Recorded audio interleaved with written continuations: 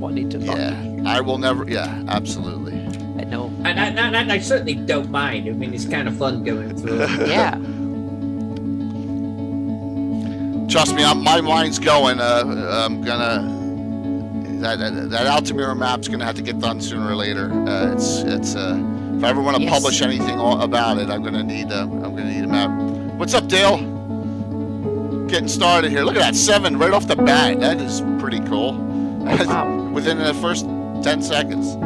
It's the Anna factor. It was the No, it must be you this time. Yeah. Guess you can hear us, Dale. That's good to hear. Good to see. Hello. Woo. I'll burn through the ads pretty quickly.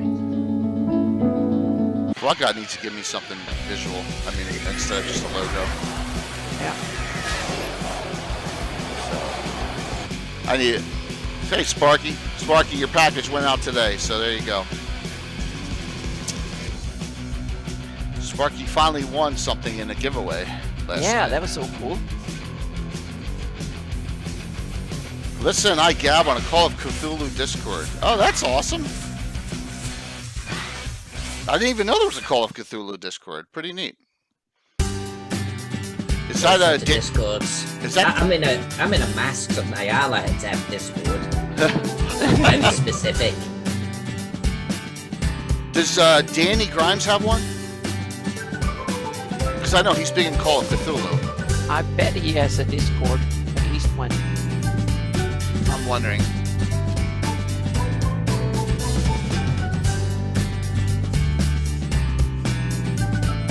Cool. Thanks, Jason. Oh, awesome, Jason. Yeah. I hopped on there for about, I don't know, 5 minutes. What's up, Cathay? Good to see you. Just trying to get my head on straight here. Woohoo! Looking good, looking good. That's good. So, did everyone get their pledge manager set up for the Troller Games this Kickstarter? I got mine, I think, last night. Is that right? I am the bean. I think I got it last night. I did that. Anyone else who's in the Kickstarter get that? It is loud. It is loud. Yeah. Sometimes some are louder. Yeah, I've been tapping them down a bit. There we go. I tapped it down. Cool. Grow that library. I'm going to show you a library I'm growing too tonight. Because we want to, since Troller Game, since Frog Guy tends to sponsor this show, I got a pile here of some really goodness from them. So,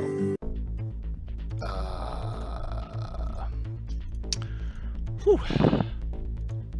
Get more. Ivan Toby. Well, it says you're a first-time streamer there to me, so that is pretty cool. Welcome.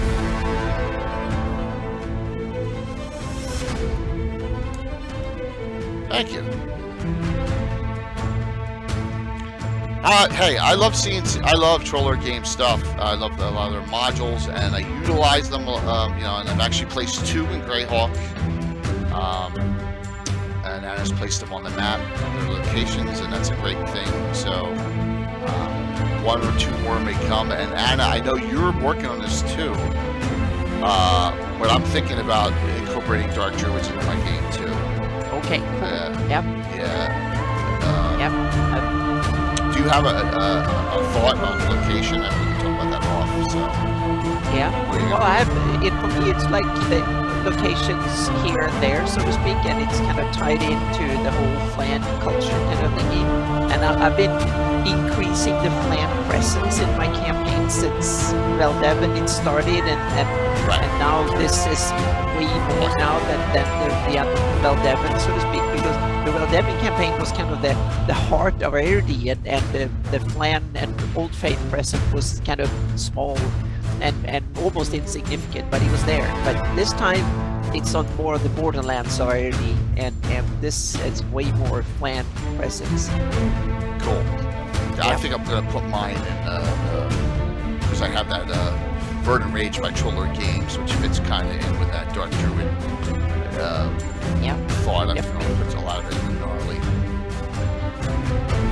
For my game, of course. Yeah.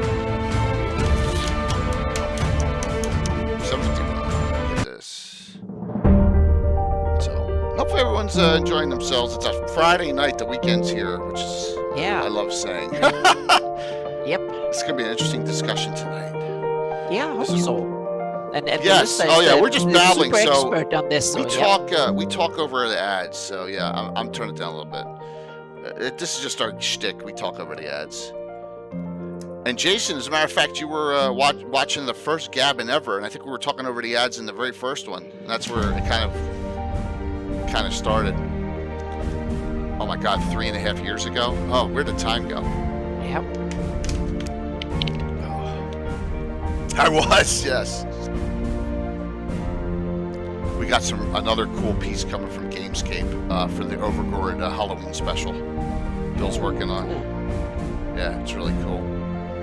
All that you see there, all that we have, all that painted and available on our table. All the dressing. We got that all done up. So yeah, doing both of our 3D sponsors are doing great work. What's up there, Triana? Hey, Megan, good to see you. All right. We'll probably come on a few minutes early. You guys don't mind, do you? No, I didn't think so. Thank you, Megan, for the resub. Really appreciate it. Thank you for the mod, too. You can never have enough good mods. I don't think I was more well. Maybe when it comes to fantasy geography, Jason, that I was more liberal. But yeah.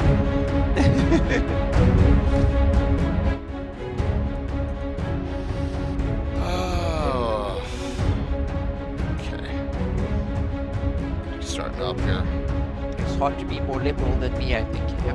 Oh. That's a problem. Yeah. You know, then there's the other, then there's the other side of the spectrum. Tim. Yeah. We complement each other on this show. We make it neutral. Yes.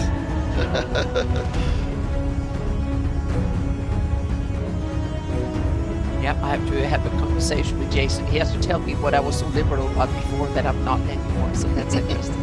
Yep.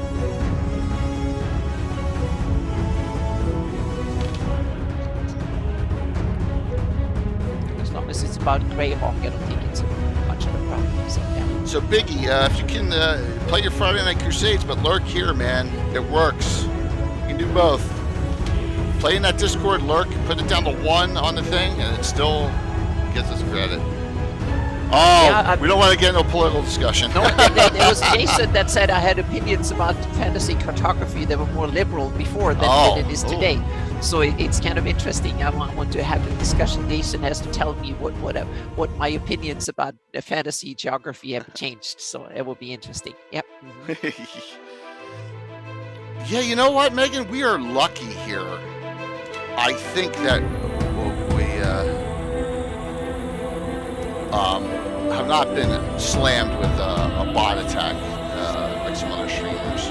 Yeah, I've heard some rumors of bad raids and stuff like that. Yeah, we haven't had. I have not had one of those yet. So fortunate. All right, settlements tonight. This is going to be a fun discussion. This is right up everyone's alley because how many of you started an adventure in a settlement? 95%, 99%. I think so. That's where the inns tend to be. So it needs to be. You want to be in some kind of settlement in every campaign, at least several times. Getting into some cool Friday nights, people start rolling in.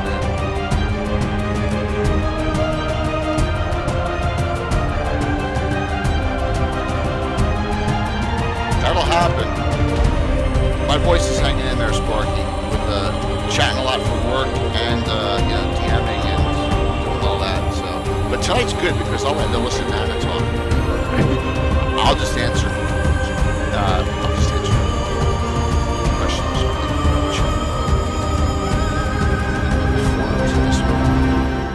We're gonna come on in a couple minutes.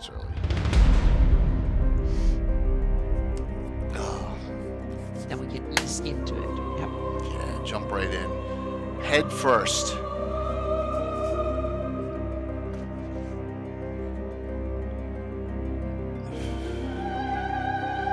What's the name of this song, by the way? The name of this song is, this is For the King. That was For the King, actually. Dark Fantasy Studios.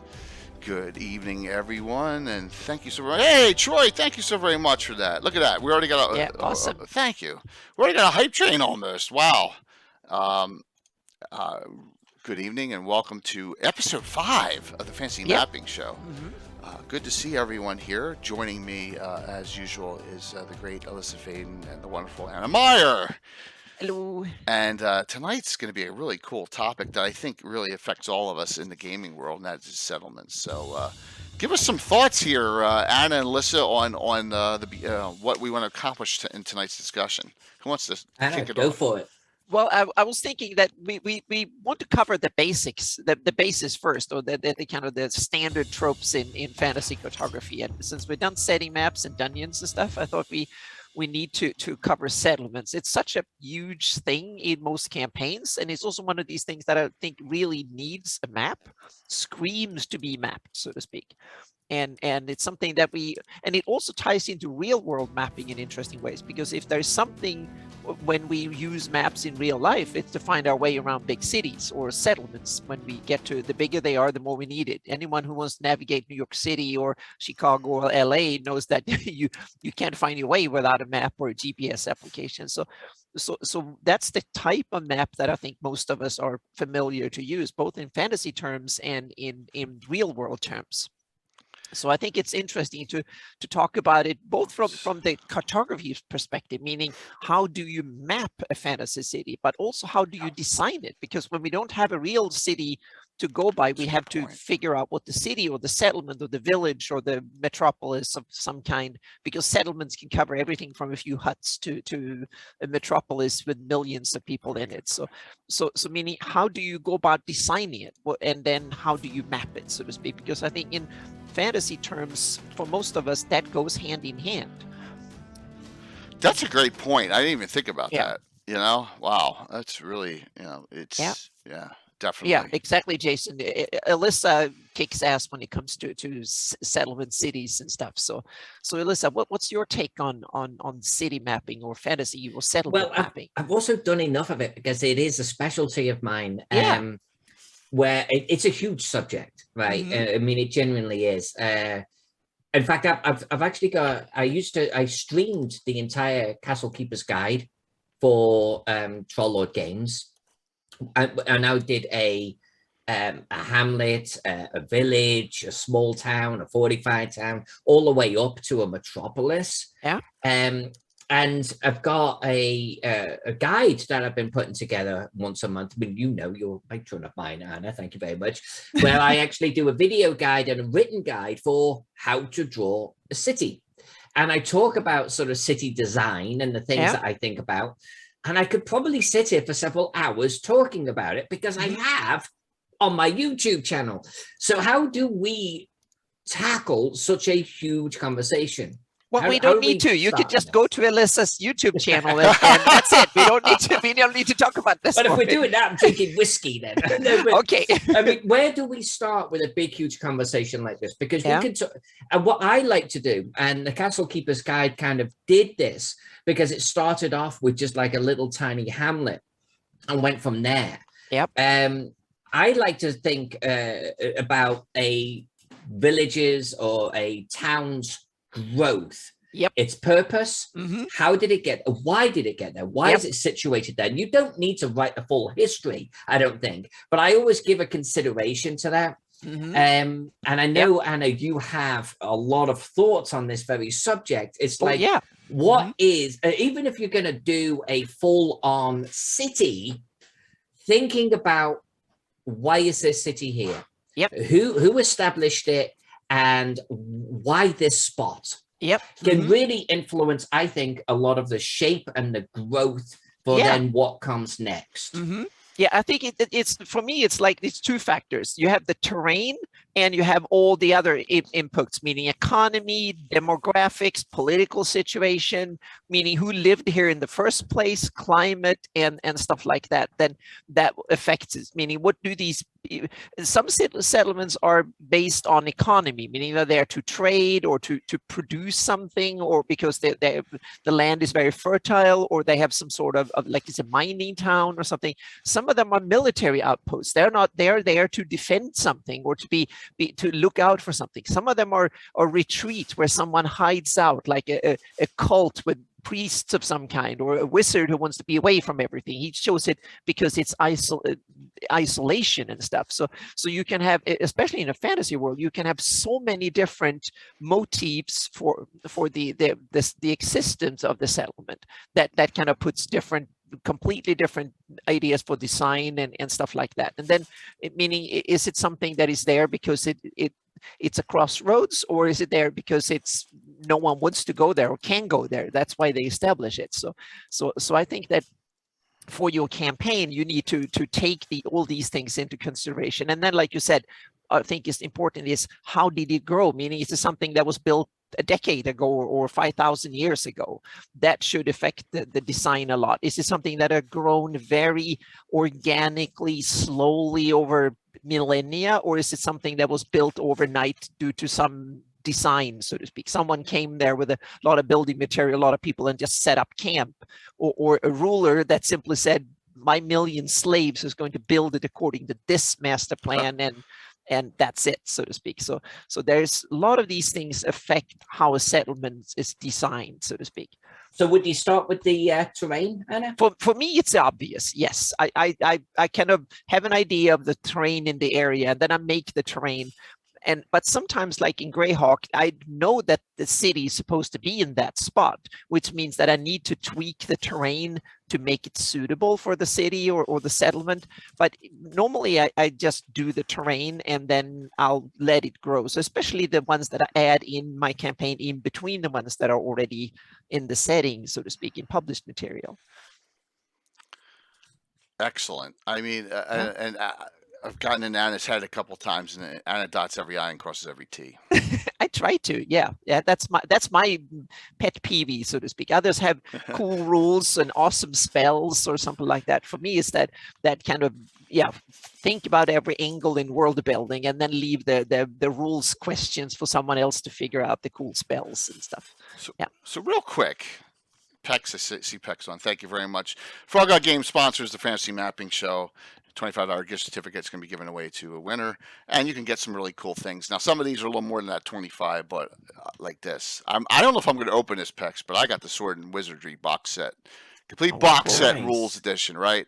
Wow. Just got this a little recently. Yeah, that's pretty cool. Very nice for your table. How hard is it to get box sets nowadays, right? Yeah. And of course, I've shown this multiple times. Cat's Cradle with Alyssa maps within, right? All like, I wonder whose map that is. Yep. Oh, that's a cool city map. You have to, Also, I think this one's on sale. This is a classic, and I think I have the Sword and Wizardry version. The original, the Tegel Manor, which is a classic Judges Guild one, and it's I've heard of Alyssa, you mentioned Tegel Manor many times. Yep. So there's a beautiful, that is actually a really beautiful book. That one. I mean, yes, my map is in it. But it's perhaps one of the best presentations on my map ever. Not just the fold out, but like every location they've kind of got it out. They've got the text next to it. They did it in such a beautiful manner. It's one of my favorite books. Bright color. Is that the one where you have that huge thing that you can put miniatures on? That is like the map is 12 feet by 12 feet. So okay, that's it's on the inside cover. See, there is mine. Inside. Awesome. Nice. Yep. And then just some other ones here, but and then if you really want to go big, I mean, look at how thick this one is. This is the entire Blight series. Right? That's ridiculous. Hardback, so you could kill someone with this book. Not that you want to, but I'm just saying. So please note that Frog God Games got some good stuff, and that I really appreciate them sponsoring the show. So I'll zip it at this point. So let me know when you want me to bring up stuff. We'll switch screens. Yeah. And well, all. I guess Anna, maybe I'll You should show some of your the city maps you like that you want to show off, because you have so many to show. So please go ahead and show a bunch of that you like, so we get rolling here. So yeah. Well, yeah, okay. So maybe what we can do is, why don't we bring up something that's a little less fantasy-like, and why don't we bring up the Castle Keeper's Guide, actually? Yep. Sure. Because I know that we all love trolls. Oh yes. Yep. And if we could zoom into the top left map, that's the one. And I don't want to sort of so much talk about the project, but this was for Troll Lord Games, their Castle Keeper's Guide. They asked me if I would draw something like 12 settlements for them, going from a thorp, a hamlet, a village, a town, a large town, a fortified town. You get the idea. Yeah. And so what I thought I would do is actually take the same starting seed and add to it, grow it. Fantastic. Throughout the project. Yeah. So what we're seeing in the top left corner there, or the main screen, is that is the thorp, I believe, population 12 or something like that. Yeah. So this is where I started, and this one's kind of like a gimme, because this is just basically a couple of families maybe living close together, and they're next to a river. Yeah, I love the sheep and the cow on it. Oh, so cute. There's a chicken on there too. Oh, it's a chicken too. There's a chicken in there too. There's a skiff there. Yeah. Yep. I think I've got a cat creeping up on the chicken. So now I need to ask, please tell the audience a little bit what tools you used and the basic workflow on this, so to speak. Sure. Just to, I guess this particular one is hand drawn on a Wacom 24-inch HD Touch. Basically, that is a monitor that will lie flat, and using, I can write on it. Photoshop and layers and all that. Using Photoshop with layers, etc. Oh, I went out of focus. So that's how I do mine, but it's in the traditional sense. I've got the regular sort of, stylus. That's part of this is a tool. If you want to in this business, you need to own at least one of these, period. And the you tool can that have goes the with whole tablet to one side. Yes. But I personally don't like the disconnect between where I'm drawing and what I'm seeing. Yeah, I have both. I have the tablet on the side and the monitor. It's a small one, not as big as yours. A 16-inch little. For me, because I used to be just ink on paper. In fact, we do have a couple of examples of ink on paper that we'll show later on. Yeah. I mean, my roots are ink on paper. So for me, I had to have that transition. So drawing directly on the monitor was the only way I could do it. Yeah. But I mean, you can go either way. So that I used to do campaign cartographer, and they have what is the city? They have a city designer. City designer, that's the one. Yeah, city designer. I have a list of them later on. We can go through. We're going to talk about on a different show. Yes. But I used the heck out of them for a long time, and they're pretty good. But otherwise, I hand draw now. I hand draw all of them because I get the results that I want to get. Yeah. And it's some sort of freedom to just hand draw them, and I do the same thing with buildings and stuff. Even on my photoreal map, so to speak, or photoreal, I also hand draw buildings and stuff in Photoshop. Yeah. So did you start with that one and then build the rest around? Yes. Okay. If you scroll a little bit to bring the next one into shot, which we go from thorp to hamlet. So if you read anyone's definition of a hamlet, they may give a different range of the number of people living within it. That, by the way, I think is important.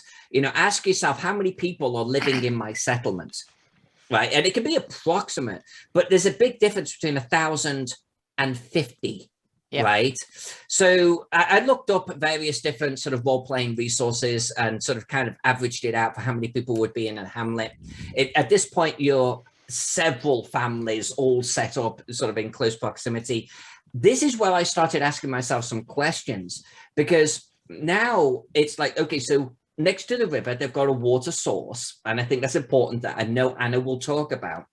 But also, they're odds on going to be on the same side of the river. A ferry, cost. Why live on the other side of the river? There's got to be a good bloody reason, right? Because now you're out there on your own. So especially at this sort of stage, you're going to want that safety of numbers. They've probably got some farms and the likes going on, particularly near sort of the fresh water. So I'm beginning to think about, like, literally, how would this settlement function. You'll notice I've got one building on the other side, and that's the tannery. And it's because no one else wanted him close. And there's a lot of pollutants. It smells bad and all that. He taints the water and all that stuff. Right. Yep. So for me, there's a reason, and he becomes a seed for other buildings later on that we'll see. So I think what I'm trying to say here is I started to think about almost the growth of this, but I'm thinking about almost the life cycle of this. If you want to just throw down this little tiny village or little hamlet and you split it on two different sides of a river, there's got to be a damn good reason for that. And there can be. Maybe they're warring families and they don't like each other. Yep. And that can come later. Yep. Yep. But you've got to have a reason for it. Okay. If you scroll, I guess, in a little bit more to the right of that, I start hitting the village. And so now I've got obviously more sort of buildings in here. The farmland has grown. I think on this one, I add a little tiny mason area. There's a little sort of quarry getting worked. There's a few more buildings on the other side now, but the main area is around the village. Also, at this stage, I started to think about, well, at this point, they're probably going to have a village square. Exactly. You start having like utility buildings, like temples and taverns and stuff like that that aren't either farmhouses or houses to live in. You get all these kind of auxiliary and businesses of some sort. Right. That like a collection of 4 families probably don't have a tavern. And they certainly don't have a maypole, right? Yep. But when you get to the point where you've got a few hundred people, then they want somewhere public to hang out, so to speak, and there's a business for it. And then you get a temple, and you get like someone selling things instead of being a farmer and stuff. So a smith might come and stuff like that to establish themselves. Exactly. So I mean, I don't know how much we want to sort of like go through every single one of these. I think it makes a sort of a good growth if we can go over the next row. By the way, they also wanted a tower, they wanted a Martin Bailey, and they wanted a Roman camp. So they're not really settlements, they're temporary settlements. Well, they're military settlements. I would definitely put them. That's why I chose the title settlement, because I wanted to be inclusive, so we can have all sorts of stuff. That is so common, especially in medieval Europe. You had the Martin Bailey design was very, very common. And there are many variants of it. I had to. So Alyssa, we talked about this on a Legends and Lore where Anna did castles, and I said that was underrepresented in all mapping, and this is one of the first ones I've seen really that has been done, because this was a design that should be in Greyhawk, especially in other locations, and I'd love to see this.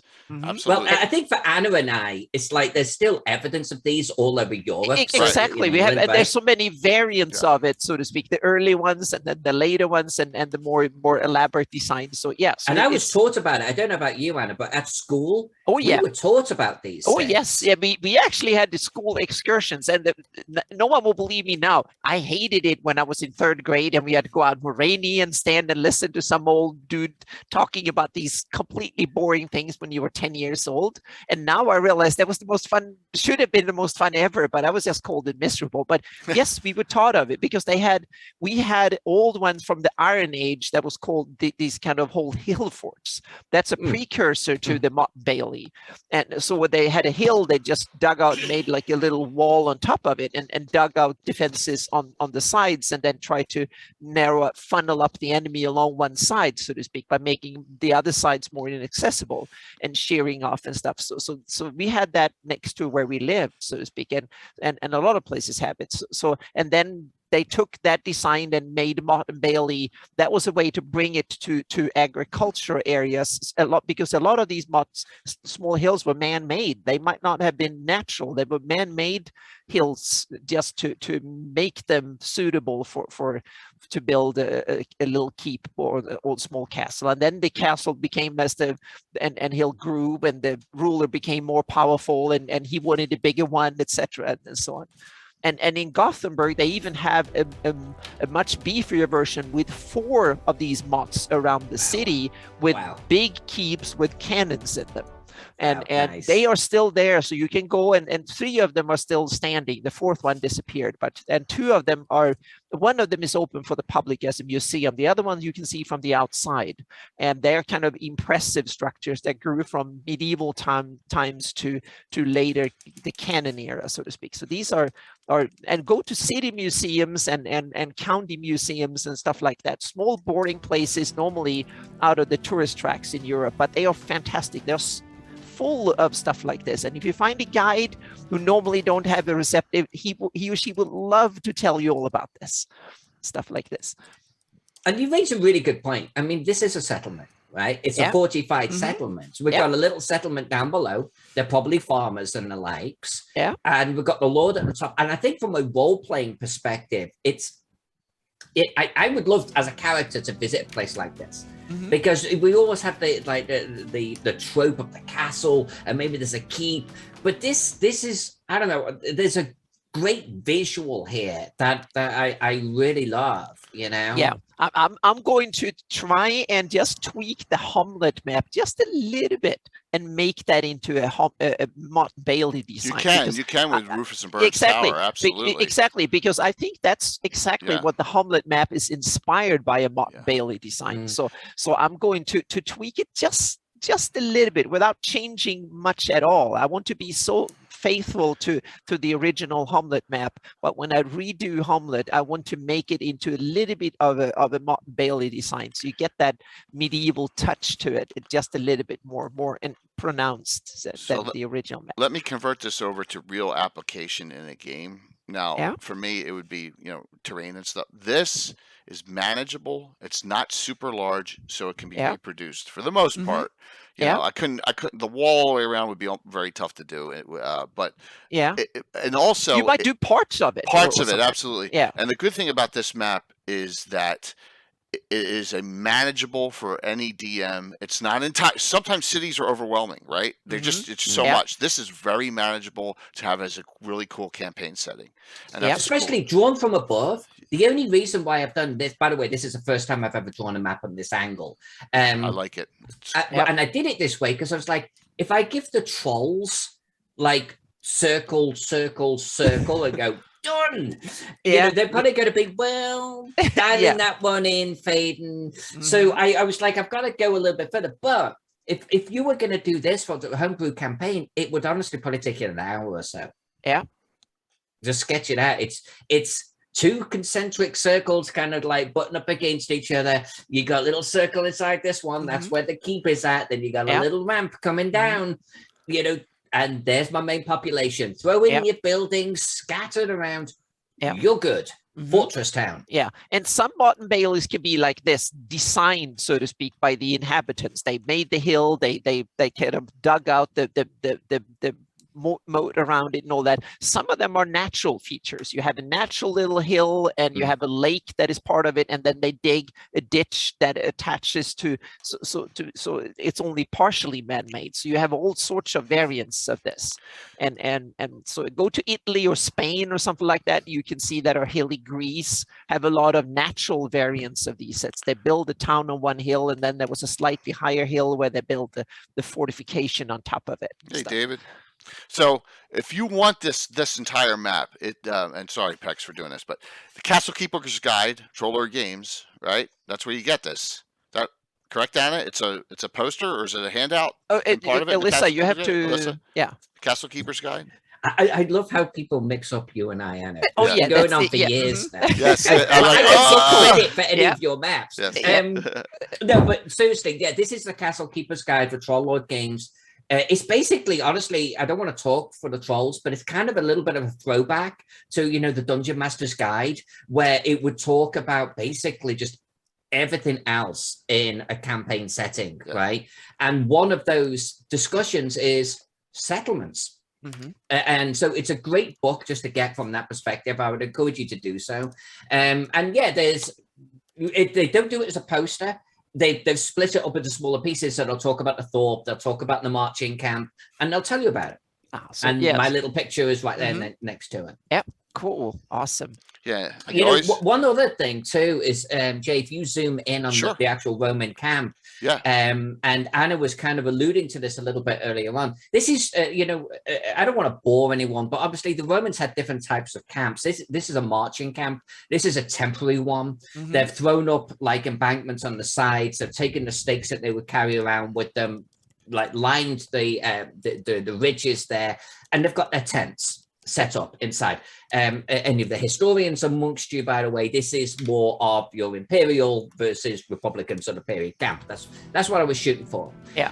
But the reason why I bring this up is Chester, where I come from, which was called Diva because it is a Roman town, was more of a permanent version of this, where they actually end up then making a permanent wall around it, originally wood and then stone. And that is actually the birthplace of Chester, my hometown. Oh, wow. So even something like this is a temporary settlement, right? And there would be probably a camp followers outside of the camp. Yeah, and a lot of the camp turned gradually into the kind of formal settlement, that permanent into a full-on stuff. settlement, which is another consideration, I think, when you're sitting down to create a settlement. And we were talking about, well, what is the origin? What is the birth of this settlement? By the way, you don't need like a history degree or anything. It can be some very casual thinking. But one of the things is, well, this was actually a military settlement originally because they actually wanted to keep the orcs on the other side of the river. For the Romans, it was keep the Welsh out, you know, with Diva. But it's the same principle.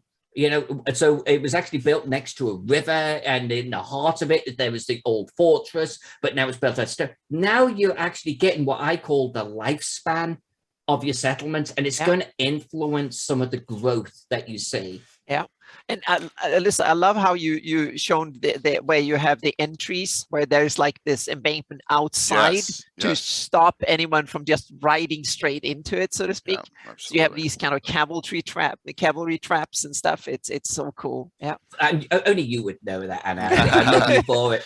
But you know, another fun fact. I've actually drawn a legion in here. Every single dot is a guy, and there's actually a full legion on this map. Oh wow. Jay, can we sort of scroll down to the next row, and then we can kind of sort of hit some others here. But I guess let's go towards the left middle here. So I've taken then this concept and kind of like skip the castle part for a moment. But I've taken this whole concept of like, do that middle one of like the settlement growing. This is actually the same river. And if you go panel by panel by panel. But what I did is, in my head, there was a flood at one point, and it kind of destroyed a lot of the original village. And so they went to the highlands where there was the other side of the village was beginning to grow. And they actually started going up onto a hill over there. That makes perfect sense. And at this point, this is an unwalled town. But they do have, they're elevated, so they've got a little bit of security, you know. And they cling the buildings together, especially on the edges. Because there's some examples where you don't have a formal wall, but everyone who's living on the edge have like a stronger outer wall with few windows, and they build next to the other one. So there you kind of create partially at least walls to the outside.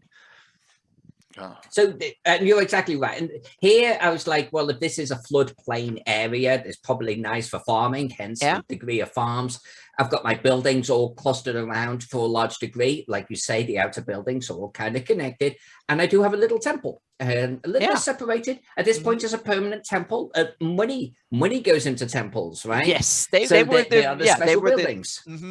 And with the floodplains, I think you touch a very important point that we don't realize in our modern times, where we have flood controls almost everywhere. Almost every major river on the planet is regulated, meaning we have dams and all sorts of dikes and all sorts of stuff that stops it. But back in medieval times, and I guess you can translate that into fantasy setting, is that then they actually encouraged flooding because that was how they fertilized their fields.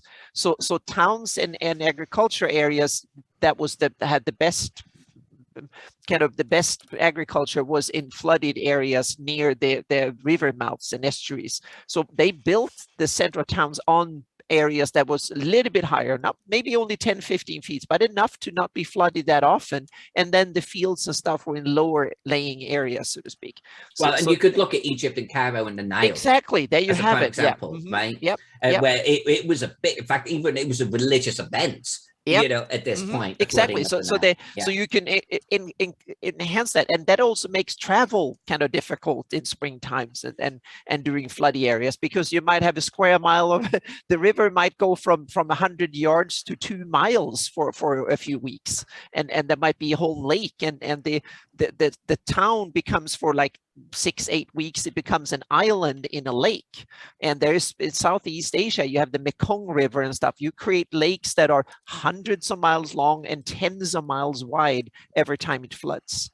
And you can have that in a fantasy world too, and then you can have kind of interesting monsters coming and all sorts of stuff that happens along with the flood, so to speak. And in Greyhawk, you can think that especially rivers like the Nesser and others, the Vang and others like that, they will flood significantly in springtime. And in my maps of shieldlands and stuff, I've tried to take that into account, and we can look at that later. But sorry. Well, is there a map that you want to show right now? That does not get addressed at all in our era of mapping until just recently with you, Anne. All right, so what would you like to, like I said, Castle Keeper's Guide, this is awesome. That's where you can get that. Very, very cool. Yeah. Going to Dillard in my in the folder with my stuff, and there you have an example of a just go town. In numerical order? Yes, start with the first one, because this, and zoom in a little bit. This is a town that I constructed. It's on the Shieldland coast, so to speak. The river is the Senti River that runs out in the Nerdub. So just south of here, it's on the mouth of the Senti River that runs. I named it. It was the living Greyhawk cartographer for the Shieldland Triad that created the river. They didn't name it, so I named it for my campaign.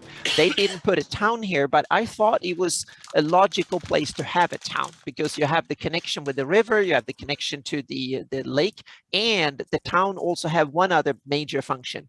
It's the road that goes along the north of Nerdub from Lukish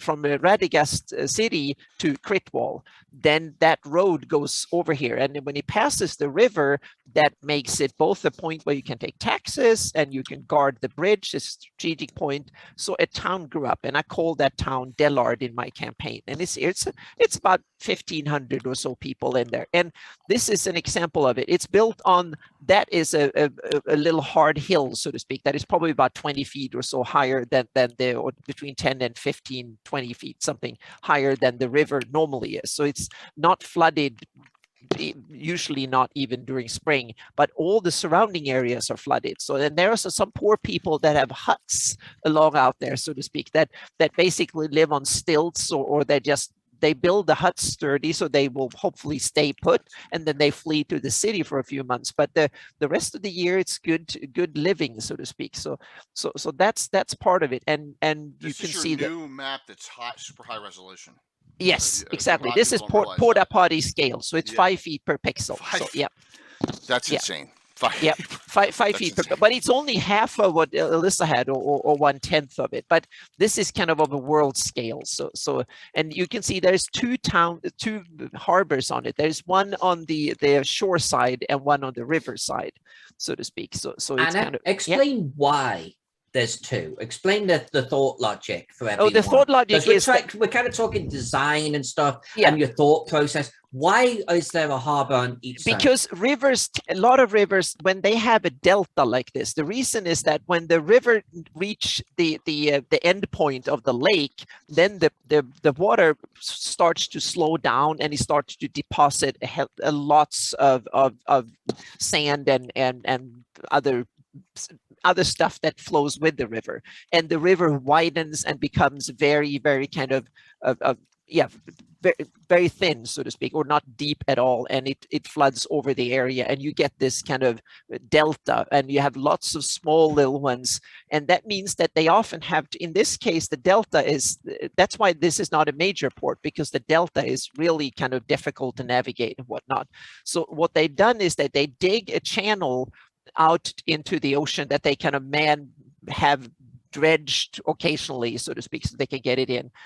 But it's much easier to so it's one of the reasons is that it's easier to just keep one little channel out to the lake, and it's also a way to control the invasion force, so to speak. So they want to stay hidden from, because this is not mainly a trade port, it's to guard the road, so to speak. So they want to control all the river traffic going in and out of the lake. They have to kind of lay in, because the roads or the bridges blocks the other exits. That means that all the traffic, they can control the traffic in and out, and anyone who wants to take goods from river to the lake have to put it from one boat to another, and then they can have taxes and they can control it and stuff. And the Shieldlanders didn't want anyone to export and import stuff without someone who could oversee it, and they can charge taxes and make sure there were no contraband and stuff like that. So it's part of controlling the area, part earning money, and part due to geography, that the actual delta is the most navigable or least navigable part of the river in this case. And some rivers are like that, not all of them. Some rivers are narrow and flow fast all the way out. Some that, like the Nile, they go haywire, so to speak, and becomes really difficult to navigate. Today, we don't have much of a problem because we can easily dredge large deltas and open them for large ships. But in medieval times and in fantasy times, they probably didn't have the technology and the capacity to do that. So how is this map made? This map is made, the terrain is made in World Machine. And then I've added a lot of Photoshop work in texturing and Okay. masking and stuff like that. And you can continue to the next, you can see it because I put in the different, so there you have, this is a mask that shows that the white is water and the black is land. And this mask is done basically in World Machine, and then I've enhanced it in Photoshop. Now, I want to just sort of stop here, pause for a moment too, because I think it's important to know that, you know, Anna's using some powerful machines, powerful software, but at the end of the day, look at this. This is a black and white piece. Yeah. You could absolutely draw this ink on paper, 100%. Yep. It's a very interesting layout. And I think, you know, the mind could start to wonder about, well, where would a settlement be? Which is kind of what we're talking about today. But the minute that Anna put a road right across the center islands there, and another one intersecting with it, it's kind of a given at this point. She alluded to something earlier on where she was like, trade and tax. Yep. These are the big ones, guys. These are big ones. Settlements crop up around that. There's money there. People are going to throw down fortresses and things to protect this route. And so, but this could be drawn with exactly. pen and paper. It absolutely could be. Yep. Definitely. So go to the next one, because the next one is, I hope I put in. So real quick, Jason asked why a circular road up here. Oh, the circle road is simply because there is a number of farms and instead on both sides. Okay. So it was kind of an efficient way because they had some people made the best fields are in the middle of the island because that's where it's highest. So it's kind of, the other ones are swampier and get flooded a bit too much, so to speak. Okay. So they didn't want to take a road straight through. So they simply said, okay, we split it up in third parts. So we have the best part in the middle, and then you have like a bad part on either side, and then they just, so it's just a little bit for variation. And you see that one in the south have like a forked one that goes straight out because people on the towards the right a bit. That well, one and I think it's an important point that you raise. You know, sometimes roads can be paths, just simple trodden paths. That's where people are going. And you ask yourself a question, you know, well, why are they going there? Farms is a big one. There's traffic going to and fro on farms all of the time, you know. And you see one road is bigger than the other ones. That's the major thoroughfare. The other one is just a little going around to a couple of people. Right? Exactly. Yep. It's a country lane, so to speak. And if you go down southeast, there is a couple of houses in the middle of that peninsula there, and that's the highest point. They build their houses there, and then they have a couple of access roads that go out to their fields and some. They probably have some fruit trees and some other stuff out on the stuff. And peninsulas are good to live on, around because you only have land access one way. So it's kind of a safer way. You know where the enemy normally will come, at least if they're heavy and have horses and stuff, they will come only one way. So they're easy to defend. I have another example of that later, but let's go past the water and land mask, and we can see this is the next step, so to speak. So in World Machine, in order to texture it automatically in World Machine to generate textures, I take the initial mask from the height map and do a so-called splat map. And then I can tell World Machine what each area it should be. If it should be river, sand, reeds, if it should be like wet, tall grass, I can simply put in different colors for different biomes. So here I have two types of grass. Like I want to have like low grass, and then I have like tall grass, bushy country, so to speak. And then I have small rivers, and I have the large like lake texture, so to speak. So I can add colors for all the biomes, and then I can program that into a World Machine that will generate the textures depending on the biome. And there is a rock biome. I have biomes for swampy areas, for like swampy forested areas, etc., etc.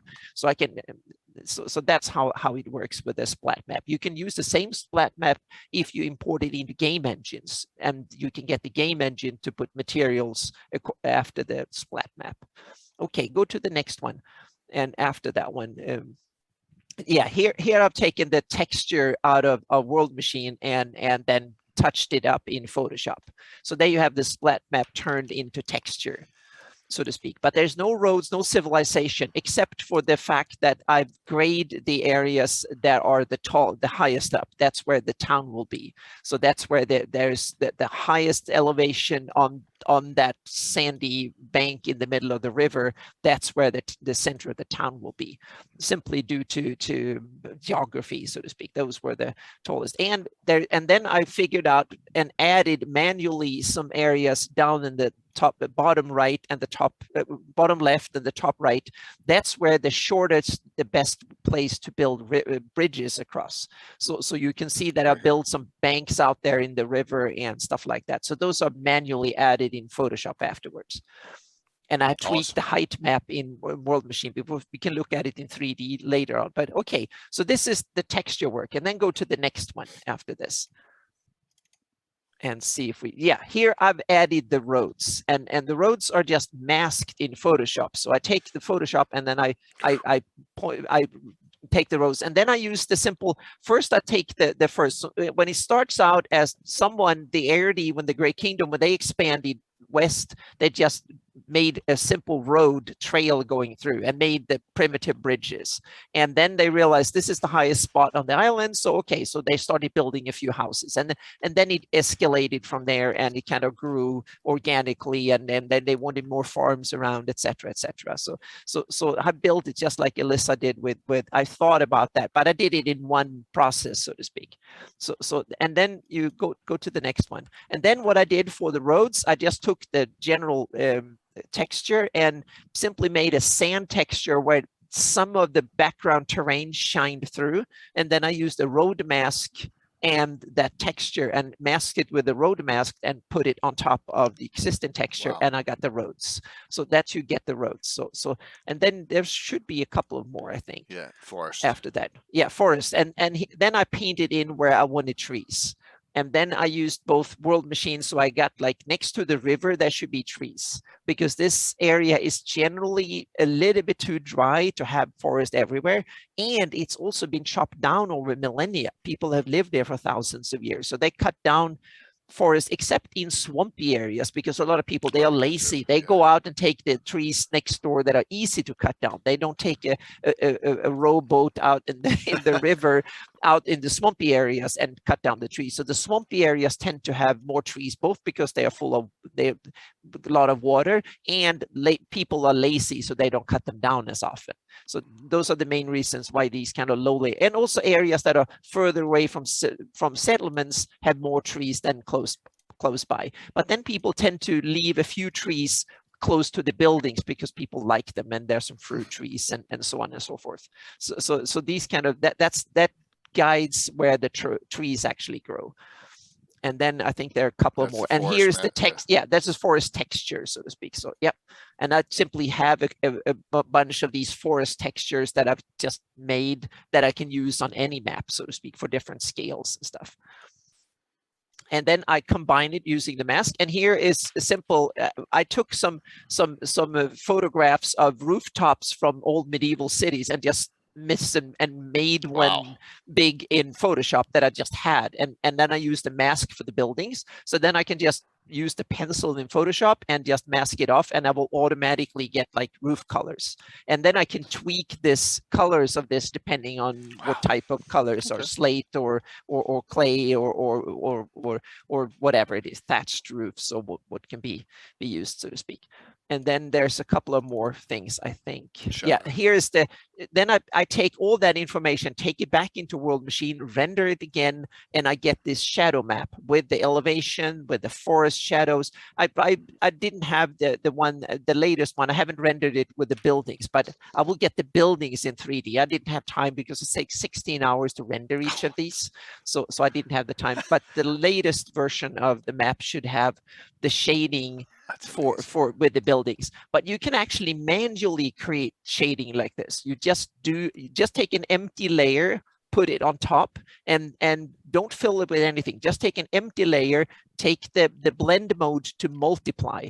Then you can just paint using black and white when you want the shiny lit up side, and black where you want the shady side. But make sure you paint with only like 10% opacity or something like that, because it very quickly goes.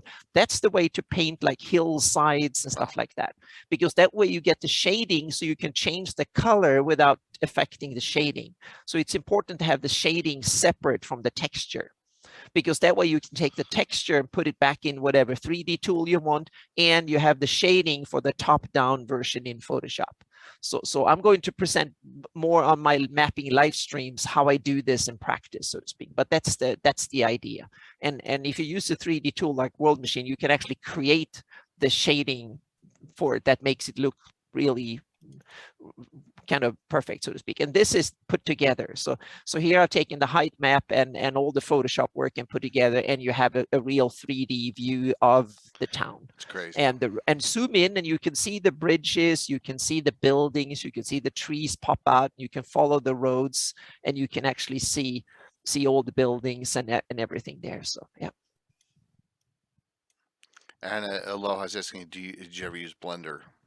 Not so much yet, but I will, so to speak. I haven't used it yet, but I definitely will. And all this data is made to be inserted into Blender, so I can render. And the cool thing with Blender is that you can render it with an atmosphere, you can render it with like clouds, and you get like the whole scene. So you can take a landscape photo with this in. So it's coming. Yep. That's crazy. I mean, just that level. I said this jumps up Greyhawk to Greyhawk mapping to another level. So I want to do. This is the basis of how I will tackle to do cities and stuff in Greyhawk Friday. So Crit Wall is in the making, so to speak. Wow. I have the base terrain and all that laid out. So I'm working on Crit Wall and the area around it. So I'm right now I have about 1,000 square miles, but it's growing. So it's I'm getting there. 1,000 square miles is only what, 50 by 20. It's not. Yeah, it's amazing. No, exactly. 1,000 square miles is a couple of Darlene hexes. That's it. Yeah. Mm-hmm. All right. Now I'm babbled. Alyssa. No, okay. this is good. That was great. So, yep. So Alyssa, you got some unbelievable maps here. Which one you want to hit? Almel, Dubrovnik, Foxdel. They're all just wonderful. The process and which. Why don't we? Let me answer. Oh, sorry. Go on. Go ahead. I was just going to say, Aloha Tux, while making my world in Blender, Blender strength is not so much in creating the stuff, it's to putting it together and render it, so to speak. If you want to make the terrain, for instance, that Blender is not the tool for that, so to speak. There are a lot of good tools to create the terrain, and then you can display it in Blender and render it and put together with 3D models and trees and all that. That's what Blender is really good at. But to create the terrain, then Blender I don't think is the right tool. Oh, At least thank not you. when you go really detailed with erosion and also there are a bunch of plugins. So Blender is definitely getting better. But for me, Blender is the tool where you assemble it and take pretty pictures of what you've done, so to speak. That's where Blender comes in. Go ahead, Alyssa. You were saying something. Anna, do you think though that what you do is accessible? And that's not a trick question. No, it's like, is it learnable? Can people get the software? Can people do what you do with enough time? Well, anyone, if I can learn it, anyone can learn it. It's just a matter of you have to spend a decade learning it, so to speak. But I think it's a very important question, because that's one of the things that I want people to be able to make their own versions of this, and that's the key part. And if you asked 10 years ago, I would say no. Then you basically needed to be stubborn fool doing this 60 hours a week and $10,000 computer, and you will still take 5 years to figure it out. But now it's starting to be accessible, and in 10 years it will be as easy as doing Photoshop. Probably even I need to do something else in 10 years, because anyone who wants to can do this in 10 years. So for me, it will be to inspire and teach others to do it in 10 years, because it's getting easier. Yeah, it's getting easier. Right now, it's the birth. Now it's where computer graphics and Photoshop were in the early 90s or something like that, meaning when computer graphics were for the ones that could invest in an expensive computer and spend hundreds of hours. Before it was thousands of hours. Now it's a couple of hundred hours. There's better and better tools, and in 5 years the tools are getting good, and a normal laptop could do it.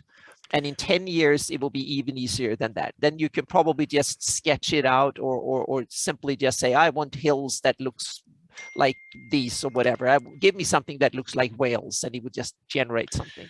That's where we will be in 10, 15 years. True, Anna, but I can't even figure out Incarnate.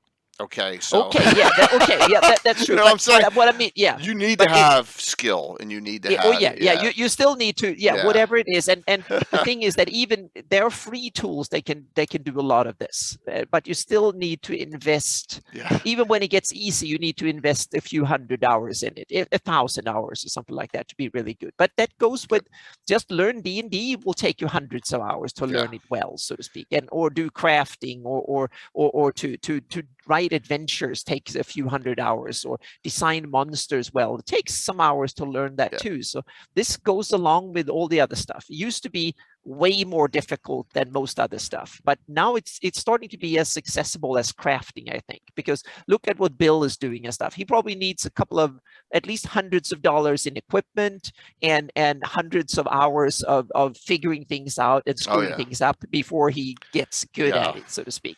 The same thing with this. You need hundreds of thousands of dollars of equipment and hundreds or a few thousand hours of fiddling around before you get good results. And this is not going to ever replace the hand custom drawn map either. It's not. I mean, there's a place for both.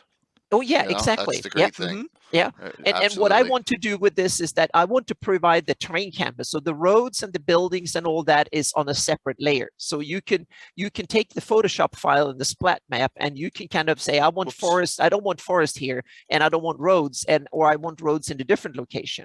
And then you can kind of change that out, so to speak. And the top down is easy to change. If you want to put it in 3D, it takes a little bit more effort, but to change what I've done and tweak it, it's only 1/10 the work that it is to create it in the first place. I brought this one up too, Alyssa, because I think one thing Greyhawk is missing in our campaign, Harbee exists, is harbored towns and cities and settlements. It's hard to do harbors, and this is kind of a harbored one, So. This one, so I guess this one has a couple of things going forward, because this is the city of Dubrovnik. This is on the west coast of Macedonia, I think. It's a beautiful city. In real life. That's where I read the Greyhawk box set in 80. I was there in 85, I think it was. I actually read through the Greyhawk box set in the city of Dubrovnik the first time. Macedonia, just one big, a lot of casinos. No, it's in Croatia. It's in Croatia. Oh, it's in Croatia. Yeah. Okay. Yeah. It's Croatia. Very south of Croatian coast. Okay, cool. Yep. Yeah, I didn't realize it's a real city. So And it is a medieval real city, beautiful. and it's fantastic. Anyone who now, it's thanks to Game of Thrones and stuff, it's more expensive to go there. But if you want to go and see a real medieval city, it's Visby in Gotland, Sweden, or Dubrovnik are the two best bets, I think, in the world, because they are fully intact medieval cities with city walls, defenses, battlements, and everything. Oh, sorry, Alyssa. Yep. That's okay. So, Alyssa, is this taken from a picture or above view, or you take some creative license? So, I wanted a harbor town. I fell in love with Dubrovnik. Yeah. And so I brought Dubrovnik up on a laptop, Google Earth. And this is actually ink on paper. So this is the opposite of what Anna was talking about with her World Anvil or whatever it's called. World machine and stuff. But this is getting down to basics. You know, Anna is talking about you know, and by the way, I work in Photoshop, I get it, but when people start talking about layers and masks and things like that, I feel that there's a certain amount of inaccessibility to that. Yeah. You know, I drew my roads on a layer or a mask. That makes total sense, but it starts to get almost technical jargon. You know, it's like someone telling you about NVMe 2 drives in a computer, and it's like that sounds good, but and the results are good. Yeah, but sorry, go on. Yeah, go ahead. I was going to say the reason I do it is not because it gets better result. It's so I can tweak it afterwards, and others can take my result and have the layer the data under meaning the texture under it. So if they want to remove the roads, they can just do that and change it and stuff. So it's to be able to customize it afterwards. That's one of the key points. And it's coming it from a Greyhawk campaign setting. Yeah. And assisting others in Greyhawk, I think. And then that's how, and then it goes to our others. Whereas Alyssa's coming from, I'm creating a piece of art of a city rendering, a settlement rendering, which is really, I mean, like I said, they both have great purpose and place. I mean, I just, like I said, the harbor on this drew me immediately to this. And it's so cool. Let me pop up. Here it is in color. So, look at that. Yeah. So, Alyssa, there's a lot of texturing in here too. You know, there's a lot. I see a lot of stone texturing. Is that all hand drawn? So the thing is with this is one of my hybrid maps where, I mean, nowadays I actually draw in Photoshop as well, and I use multiple layers. We might take a look at London, which I'm in the process of doing later on.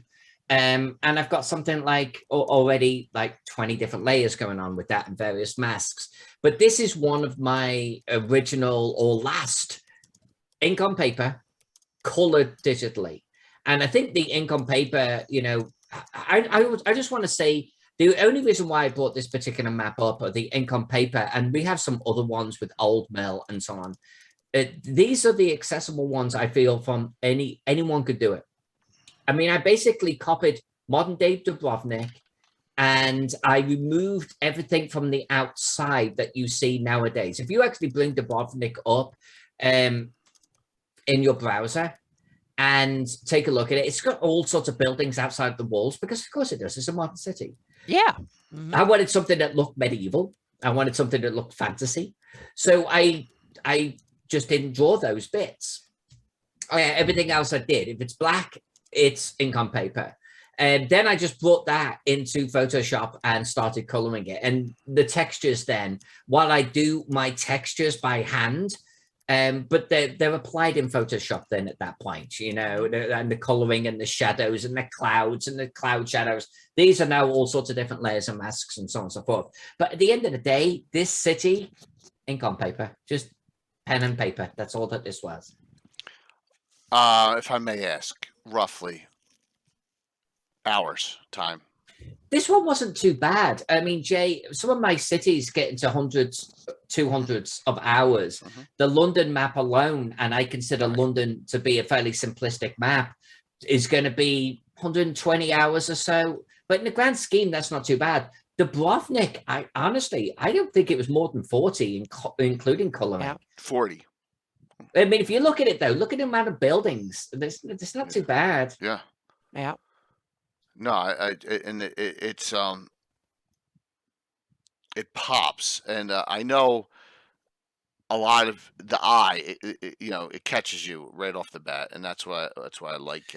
Well, and I think looking at real world cities, and Anna alluded to this a little earlier on, real world settlements can honestly really give a huge amount of inspiration. I do it all of the time. I'll look at real maps. I'll look at maps that were drawn 1900s, 1800s, 1700s, whatever.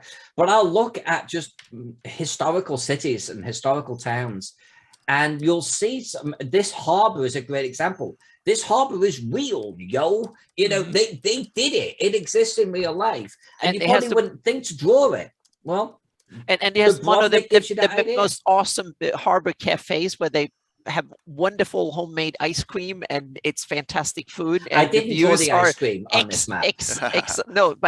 Excellent views and all that. So yeah, I've been to Dubrovnik twice. The first time they had closed it, and it was bad, so to speak. And the second time, that was after the Civil War and stuff, and then they reopened it again, and it was kind of awesome. But the first one, they made the ice cream still, but you couldn't sit there, so they served the ice cream in plastic cups, and you had to sit in the harbor and eat and scoop it up, so to speak. When they were so sorry that they had closed it. So yeah, so Dubrovnik has wonderful memories for me. So it's kind of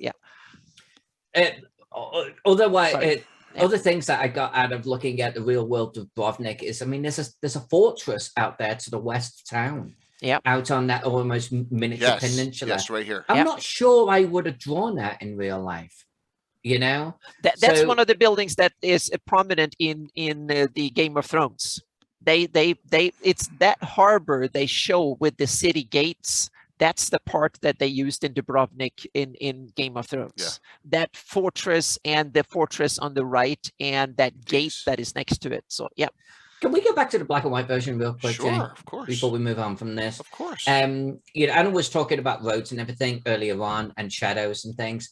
And certainly when you have access to, Photoshop and that type of thing, and you're fairly comfortable, you could start to introduce different layers and masks and such like that, and like that. When I do that myself. But here's a prime example of you can do this. You can do this ink on paper yourself. I guarantee it. If you zoom way in just on any of the roads outside of town, I can't apply the roads after the fact, right? So I dash them in and actually do it in pencil. I do it very early on.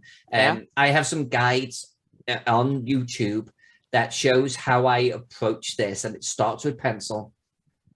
And I just mark off these areas with pencil. Yeah, I think it's sorry. So go ahead. I was going to say, it's so cool that how you're done with the hills, that you kind of put these they look almost like closed eyes with so they're kind of really cool. You outline the small little hills, and then you make these little lines up to leading lines up, so to speak. It's a really awesome way of doing it. I got that from a Boston map, actually. A map from like 1800s Boston. It's a classic way of doing it, but you're doing it really well, so to speak. And once I saw it, it's like, I love that way of doing hills. In fact, Jay, if you scroll towards the top where the hills are at, you'll see what Anna's sort of talking about right there. Yeah. But the edge of the hill, I drew in pencil first, So, and again, I mean, I think we're kind of like removed from the subject I'm about to bring up, but I sketch out my hill. I'm going to have hills here. This is the rough shape. This is the outside of the shape of my city, whether it be the walls or whatever. I'm going to have my roads, my main roads going off in these directions. Here's my river and my coast. I draw all of that in pencil to begin with. If you do it in Photoshop or digitally, because you can use GIMP or something, that's cool too. I always have a trace layer. Even digitally, I have a trace layer, something I can come over later on, remove the trace layer after the fact. And that's how this entire map was done. I penciled off the areas, the geography and everything And I think it's so important that you pay attention, because that's one of the things I think it's usually missing in a lot of city maps. They concentrate on the city itself, and it's kind of a void. And the city of Greyhawk in TSR version in the box set, I think, is a perfect example. The city is done with a lot of detail, and the rest of it is basically a void. You have no clue on what surrounds the city. And to me, I think it's very important that you put the city in context.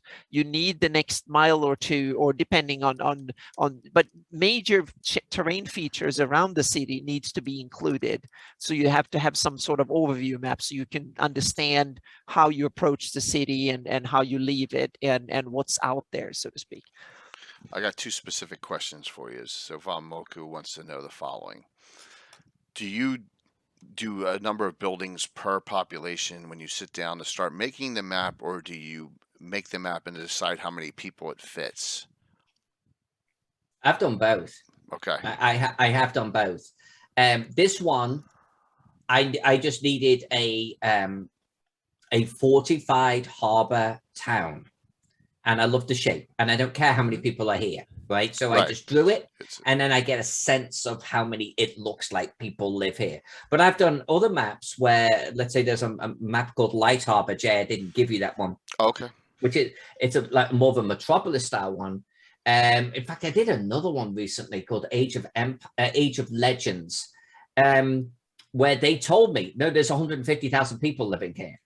And so, and I think it's important, by the way, to sort of ask yourself when you draw a city.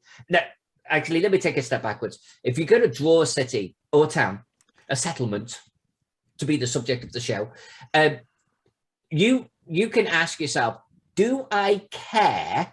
Like small, medium, large, you don't really care about population. And if you do care, have just a rough population in mind. This is a sprawling metropolis. This is a large town with about 15,000 people. And having a rough idea, if a number is thrown at me, and like if I'm doing this for commission, I'm always going to ask, then yes, I will always then try to get a density of buildings in here. Now, here's the kicker. If you look at things like ancient Rome, they actually had blocks of flats in ancient Rome. So I'm just drawing a little tiny like square, so to speak. It might be in a regular shape, but that thing might be 3 or 4 stories tall and might have 30 families in it or something like that. So I think there's a certain amount of approximation, but I always then try to have at least in my head, a sense of how many buildings do I need? And the way I approach that, and I did this on the I keep wanting to say Age of Empires, but the Age of Ancients map. And by the way, there's a video on my YouTube channel for this. I hate saying it, but there it is, where I'm right at the very beginning, because I knew that there had to be something like 200,000 people in this. I again went to the historical resources. I got on Google. And there, it was like I found an ancient city that had about 200,000 people in it. That became my scale, because this thing was a mile across or something like that. Yeah. I'm like, okay, so I needed to have something about a mile across by a mile this way. That gave me a sense of how big it was. And then if you do that, now you can actually break it down into 100 feet, 50 feet, 25 feet. And in my head, I was like, okay, so the 25 feet one, that's like a small little abode. The 50 feet one, and I literally drew it just off to one side. This is going to be what my medium-sized residence. The 100 feet, this is going to be approximately my large-sized residence. And I always went back to that scale. So if I was drawing the slums, I just had small little lean-tos and shacks. The minute I started just getting into the poor middle sort of area, I just looked at my scale. Okay, that's the size of the building I need. And I just build it with buildings that sort of size. That's going to give me the population I need. And so I didn't count out the buildings. By the way, there's over 4,000. But it gave me that sense. I know that this is about the right size. And if I populate it at that size, I'm going to get the right feel. This is bigger, right? Foxtel? Yeah, this is bigger. This is also ink on paper too, guys. Similar sort of process on this one. Fantasy or real? This is pure fantasy. Okay. But if you actually zoom in on the top left corner of that city, you'll notice that there is the Motte and Bailey feel to it. Right here. right? You could almost see the birth of this city, right? That's where it started. Yeah. And then you have the old city inside, and then you have a new city. So you have like 3 stages of walls, so to speak. You have that. Exactly. You could almost see they started with this Motte and Bailey. Yep. At some point, they spilled out beyond the walls, and they ended up throwing another curtain of walls around that. And I have a stream. I have a water source actually just to the left of that. And I'm like, so this is why. This is why they really sort of were huddled around this. This was the fresh water source right here. And this is a good example of one that just grew out. And I think it's got about 3 generations of growth in this particular city. But this is all just pure ink on paper too. And was this for a publication? A publication that never happened, Jay. Thanks for asking. Wow. Way to open old wounds, my friend. I'm sorry. No, so this was for Mike Nistel. And Nistel's Infinite Dungeon. This is years ago. Like the Nistel's Magic Horror people. Yep. Yes. Wow. I drew about 3 maps for the project, and he had Kickstarter problems, and it just didn't happen. Which is fine, because I put this on Roll20 or Drive-Thru RPG, and you guys could go out and buy it if you so wish. But I mean, I enjoyed doing it. I loved coloring it. I think it's a great looking map. It just never got into publication, but that's okay.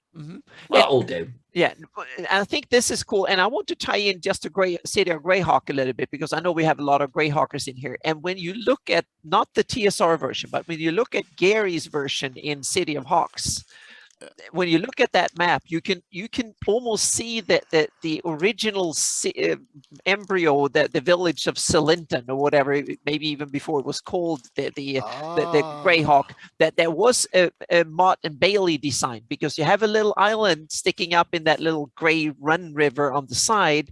That is the Motte that is up on the hill, and the village is next to it, and you build a bridge in between, and then you dig around. So when I want to do the Gary's version of it, I definitely want to have the original that is now used as a prison, and then it was used as barracks and stuff. That original Motte that was expanded on later, so to speak. So you have the terrain on his maps can easily, and his design seems to almost build on an original Motte and Bailey when it was just a village, and it grew from there, so to speak. And then you have the old city built outside the original Motte and Bailey, and then you had the new city and then you added another on the modern citadel on the next hill, so to speak. So that's why I like Gary's design much more than TSR, because Gary seems to have had a lot more thought into the design process that way on the city's design than TSR had. And I think Anna, you raise a really good point. And that is, if anything comes out of this, it's like, just think about the growth. Yeah. And when like Anna and I talk like that, like we're taking it so for granted, you're probably sitting there going, yeah, but how? And honestly, just throttle it back. You don't even need to get that deep. It's like there was a river, and this city like grew up because there was a trade here. We'll have some intersecting trade, maybe the river itself, right? And that caused some wealth. So there was some fortress established at one point to protect it. Yep. Okay, so you got a fortress. You need a fortress in the heart of the city somewhere, right? And then they threw up walls. Are not cheap, by the way, but at some point they threw up a curtain of walls, not massive sprawling thing, just around the bit that they really needed to protect. If you think about that, by the time you're done drawing it or designing it, it will look real. It has that. I can't even describe it. The eye looks at it and the brain goes plausible. Yep. And now I want to say to Jason Sabota, yes, the Gary's version is awesome, but it's too big. I want to reduce it by 50% or 30% or something. So the 6 by 9 miles is too big, but it maybe, so we need to tweak it down. But I like the design, but his measurements are too big. I think it's 6 by 9 miles, isn't it? Exactly, 6 by 9 miles is too big. So I want to keep the design, but I want to scale it down to more medieval, like numbers, so to speak. So the 6x9 could be 3x5. I'm not even sure London is that big. Exactly. That's yes. huge. Yeah. Oh yeah. So I think it's too big. So it definitely needs to be scaled down a bit. And the only thing is we have the notation of the size we have from a notation on the map in the book, and that might be something that the editors or whatever screwed up. So we don't need. So I'm definitely going to take liberty and resize it to something more. I think there is a tendency though, because I've done this, Anna, of like thinking in terms of this is a metropolis, ergo it's 10 miles by 10 miles. Yeah. It's like, no, dude, that's 100 square miles. And exactly. I think there's a tendency to almost overinflate the square mileage of what a city should be. And if you actually look at ancient Rome, and that was a big city. It had almost 1 million people. Miles across. Not that big, man. Exactly. Not that big. So I want to. So we'll see where we end up, so to speak. But definitely those numbers need to be scaled down. Yeah. Cool. Anna, what have you got? Okay, let's go to. I have another one. Let's go. Hang on a second. I need to open it up. You can go to Audit a bit. That was the one that is in my from my campaign here. I just need to. That is one. Yeah. So here we have. This is the village. Yeah, a small village. It used to be a small town. It started out as a village. This is in Sheila. It's west of Delard that we looked at before. So this is a pass through the Syrian hills. There is a flat, high plateau between the northern and southern parts of the Syrian hills. So, and originally this had a couple of purposes. One was to guard this plateau. That was the easy access between east and west along the road from Kritwall to Radegast city. And so it was a stopover. It was both, they built a sturdy keep there to guard this plateau. And the other purpose is to host and help the travelers that traveled along the road, so to speak. So it was an inn and a stopover and a safe haven for travelers. That's how it started back in the early days of the ad&d occupation, so to speak. Before this was Flan territory, where well, probably Flan goat herders and others who was up here, because it's not particularly fertile. So it has some good grazing for goats and sheep and cows and stuff like that in the summer at least. So, but the ad&d, they needed it for travel back and forth. So it was a good location for it, and it's built on the precipice, on a slope. So they only need to defend it from one side. The other side has a natural barrier that is impregnable, basically. So they only need a city wall on around half of the town. It used to be a small town with like 20 houses, and this shows the surrounding areas, the next mile or two around it, so to speak. And you have the river down north of it, so to speak, the river Arona. Yeah, and there is a couple of small dams and lakes, and there is a little road going down, a path that goes down to the river, so you can get it because there's more timber and stuff through a little ravine, so to speak, and meanders up and down. And one of the reasons is that it's a good area to keep your cattle and your pigs and stuff like that when they go grazing. So you put them down there to go grazing because it's much easier to keep a tab on them. And then they have a few fields and stuff around town, so to speak. And go to the next one and we can see how I approach this. So here I've taken the original texture from World Machine, so to speak, that texture, and simply enlarged it 20 times over as a base for, so instead of having it 1 pixel per 5 feet, now it's 20 pixels per 5 feet. And then go to the next one, and I've gone in Photoshop, and there you go. Then I've sketched out a pencil layer where I want all the buildings to be. So I penciled it in on a separate layer on top of it. I've also enhanced the shading, but that comes in a later picture. I can show that. So here I penciled in Photoshop. Just take a pencil brush, and they have built-in pencil brushes in, and just sketch that on a separate layer where all the buildings should be. And since this is now, my campaign is post-war, so half of the buildings or even more have been ruined during the wars, and some of the city wall and stuff. So I sketched that in, and I'll sketch it in the keep. And go to the next one. Then I take a layer under the pencil layer, the sketch layer, and put in color in the buildings under the sketch layer. And here you basically have the town. And it matches from the world machine overview. So I have the buildings and stuff in the world view, and here I have a detail map that I can go in and use in a VTT tabletop and start putting my characters on there and the tokens and stuff during games, so to speak. So this is 20 pixels. So this is basically what I do. I take the overview map. I will do the same with Delart or whatever I'm doing, so to speak. I will take it, blow it in, blow it up by 10 or to 20 pixels per 5 feet. And then I can sketch in buildings and all that stuff, so to speak. And then I can simply take from this, I can just cut out certain buildings. So you go to the next one, and I can just show quickly how I done the same thing with the keep. Oh no, hang on a second. Yeah, that's first one. This is the shading. Yeah. There's the keep.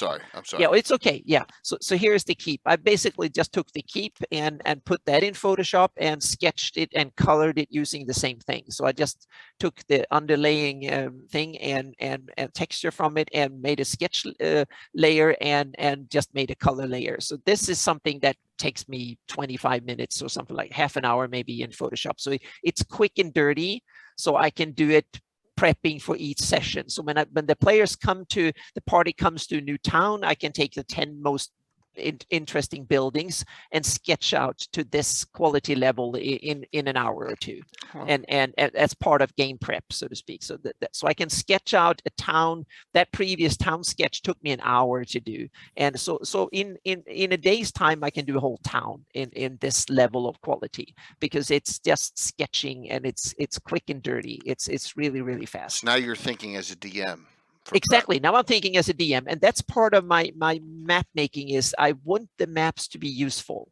I want them to be more than a pretty picture, and I want them to be useful and tweakable, because now they're on a separate layers. You can easily change out the furniture. You can ruin a building. You can kind of resurface it. Something is like the characters burnt down quarter of the village. So now I need to have a version where I simply etch them out by blacken them out, so to speak, on all the different, from this map to and so on. And here's the inn. This is the second floor of the inn. Yeah. And I wanted the buildings to not be just square things. So it fits the terrain.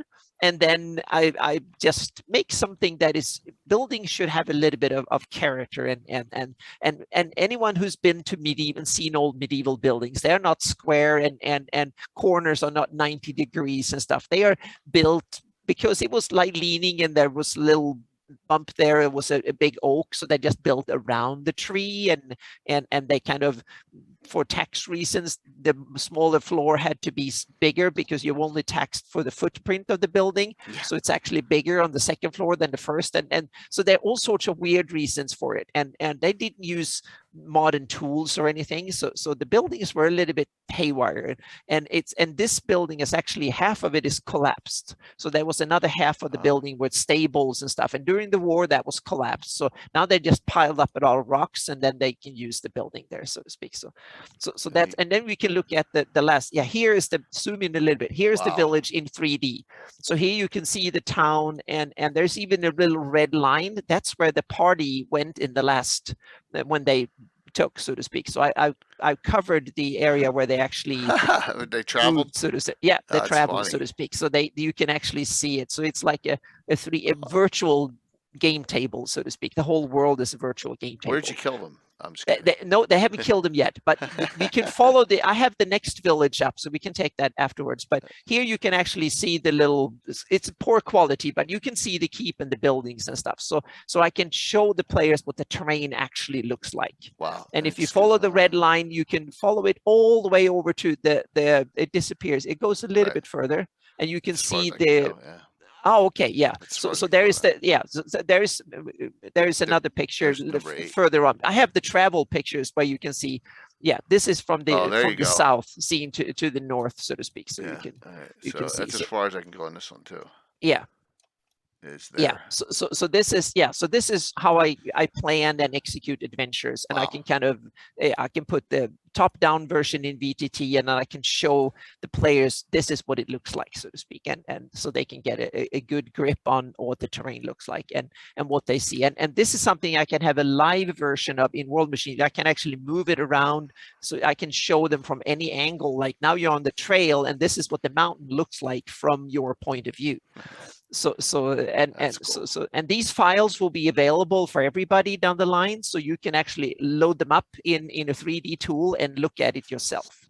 And they will be, when I put them in GIS, this is what you will see in GIS, and you can put your own buildings on there. You can see it from any angle. You can even get like little pointers that tells the names and stuff like that. So GIS, this is what it will come down to, so to speak, in GIS in the future. So one comment, this map alone shows how open space everything is, because you have this little, that, and then look, I mean, it's just, this is in a lot of fantasy settings, there's a lot of open space. Yeah, what you see there is like 1/8 of a Darlene 30-mile hex. Yeah, what you saw in that picture. Angle too. Look at all that open space. Yeah, it's crazy. So very cool. Yeah, that was the old it, so to speak. And then so Alyssa, now it's your turn to show something cool, and then we can go back and forth a bit. Otherwise, I can go on for another 2 hours. So what do you want to show there, Alyssa? We got some great ones. Why don't you just bring up what you think looks interesting? Okay. This. How about? Well, this one's black and white, the whole thing. Just, so this is actually nothing to do with Photoshop. This is pure ink on paper through start through finish. This one is interesting because I actually had a town that I had drawn like several campaigns ago, and I wanted to. And the world had advanced. I was running another campaign. It was hundreds of years later, so I was like, so how could this possibly be different? Well, I destroyed the previous town, and what we've got is the ruins of it to the south there. Here. And there's a valley that's kind of coming down. You'll see there's an old wall there, so there's some old towers, and there's ruins there now. And the actual new town is like to the north. This whole thing was done with pens and, I was going to say crayons. I'm not that crude, but pens and pencils, this whole thing. So is this up here a one of those chariot arenas? What's it called? Yeah, from the hippodrome type. Hippodrome, yes. There you go. Ben-Hur style. Yeah, there. I did the whole thing like just in pen, black and white, but it was ink on paper. So I know Anna sort of mentioned a few times I could take back, I could change it later. This is the opposite. There's no take backs on this one. So when I colored it on paper, it's locked in. But yeah, I mean, I just present it from an interesting perspective of actually it is the new city is actually along a lakeside. This is actually a change in my thought process too.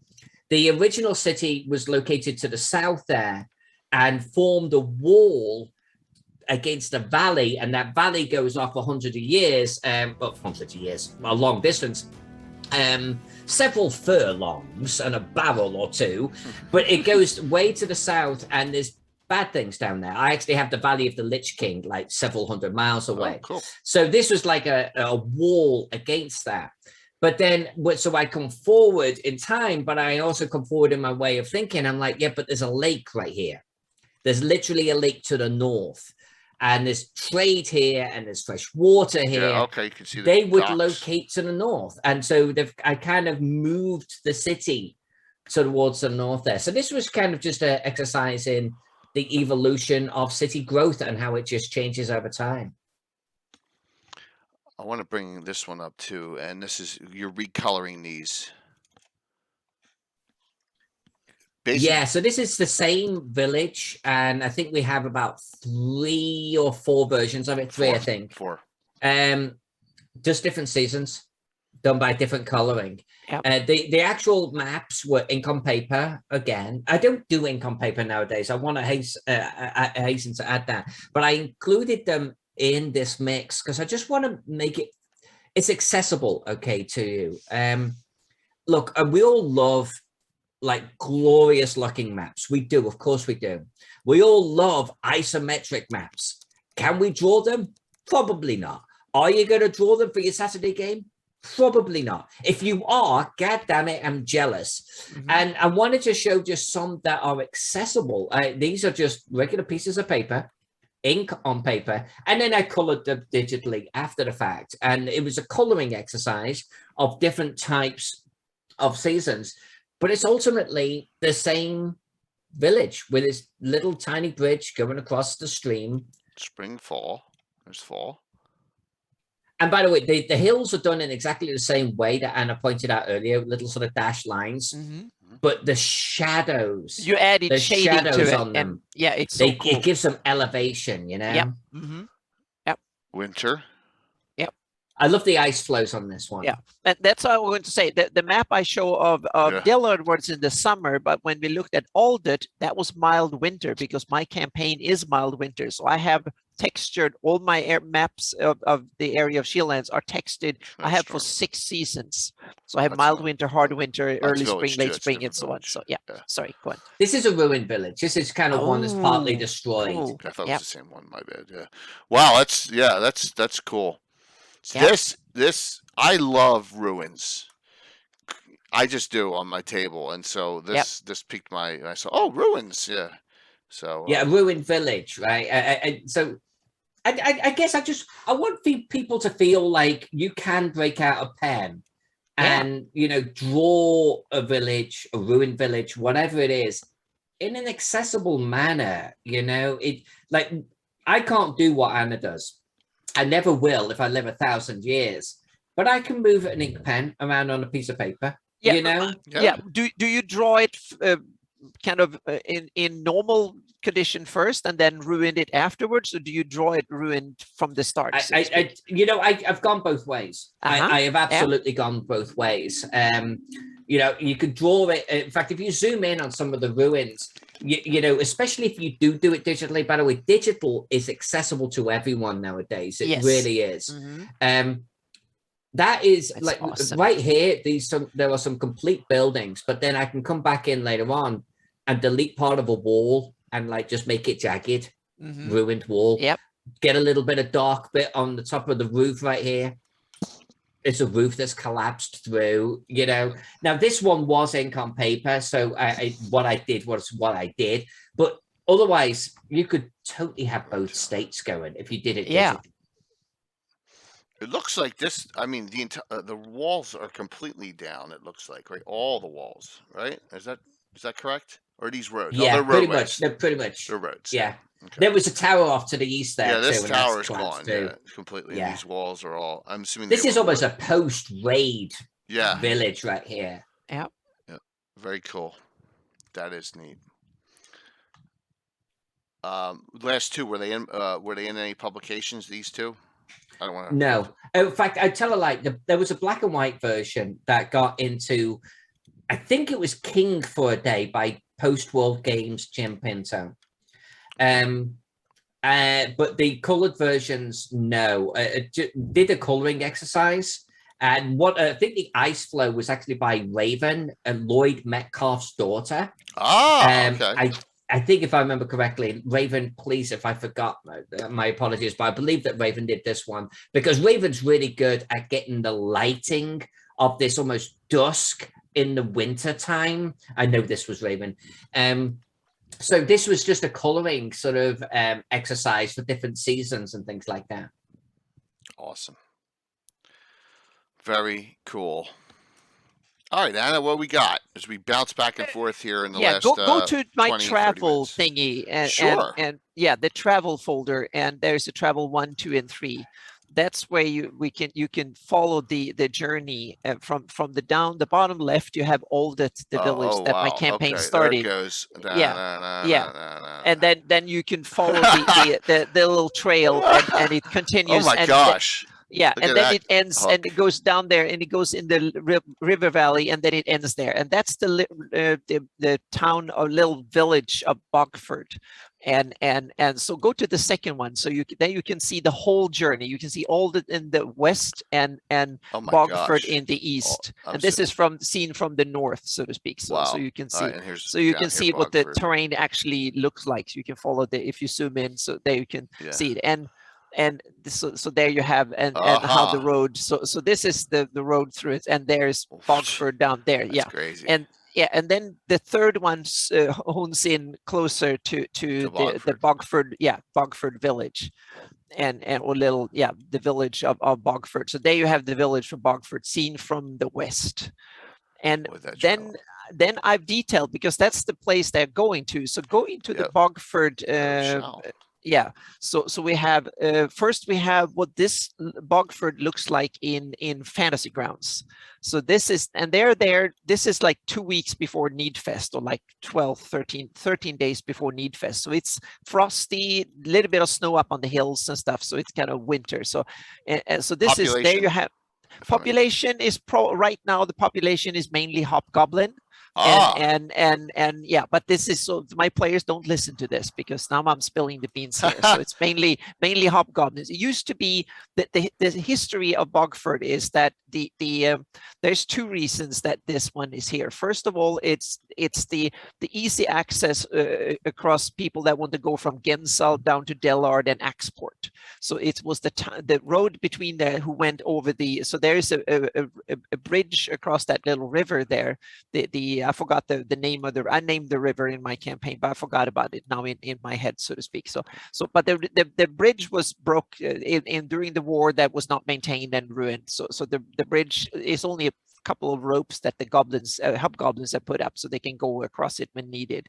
And then you have the other, so the first one was simply for people to maintain the bridge, and there were a few settlements, and there's a couple of other reasons. First of all, there is a lot of peat in that you can use as a resource to burn and to others. And they also discovered there is bog iron in the peat. There is bog iron in that lake and the peat and the riverbed. So what they did was that they realized it's a good place to get bog iron, and they could transport the finished product either by road, or they can simply ship it down the river, and that way get to Nerdiv and to Critwall and stuff and export. So that was the main reason. And if you zoom in, there is a keep just north of the village. The village is in several parts. There you have a keep. That keep guards and just look at it. There's an entry hole in the hill there, and that's the entry into they secured it in there, so to speak. So they dug it in because that way they thought they could find more iron, and there was a natural little cave in there. So they dug it in and created, and that's this safe haven for the workers. So they actually have a smelt works in there, so they can convert the peat bog into iron and steel. And they did that in there. So they dug out the cave, and then they built a keep on top of it in order to protect it and the workers and themselves. So that's the village refuge. That's what map 10 is all about. Exactly. So go to the next map here, and now we can zoom in, and I can show the scale of this. So zoom in a bit, and that is the eastern part. Go back to the first one. So I'm just going to show you where the previous one, and we can look at where the zoom in down to the right, so to speak. Further south, south and right. There you go. And the party came from this angle, so to speak. And this is that ravine where we saw on the 3D view, so to speak. And then they come to an area where they used to be. There you go. There where you have the mouse. Okay. Yeah, no, east of that. That's the middle part. East of it, there's a couple of houses, and there you see a couple of little dots when you zoom in. That's the part. Yeah, exactly there. Go to the next image now, because you go to the next image and you can see it in full resolution. Yeah. So this is, now you zoomed in. This is what the map actually looks like, so to speak. And you can see the party and so on. So here you have the 5 feet per square. So you put it into Fantasy Grounds. Yes, I put them into Fantasy Grounds. So this is so you have it. So you have the whole area about 2 miles across in 5 feet it's 10 pixels per 5 feet. So you have it in Fantasy Grounds. So we can actually now battle it out and explore the village in Fantasy Grounds over the next 2 or 3. So they might just flee from here and run away, so to speak. So this, and the village was, it's 3 parts. This southern part was actually the auxiliary buildings to a keep that used to be here before the war. They built a little keep to guard the entrance to the south, so to speak, that is just out of view here. But that is now ruined, because that when the Ayusians and stuff came, they burned it down, and when they took the village. So that is just now, it was mainly made out of wood and a little bit of stone, and then they use some of the stone. And these buildings are, the thatched roofs are fairly intact, but no one lives there anymore. So now there's a hobgoblin patrol that was sent out by the hobgoblin leaders to go south and scout out, because they heard that their Shieldlanders who came and took over Aldet. And the first patrol that was sent out a few days ago was killed and didn't come back. So now they send out new ones. But the hobgoblins, they're scared. They don't want to go out and get killed. So they just hide out in these buildings for a day or two and then come back and say they didn't see anything.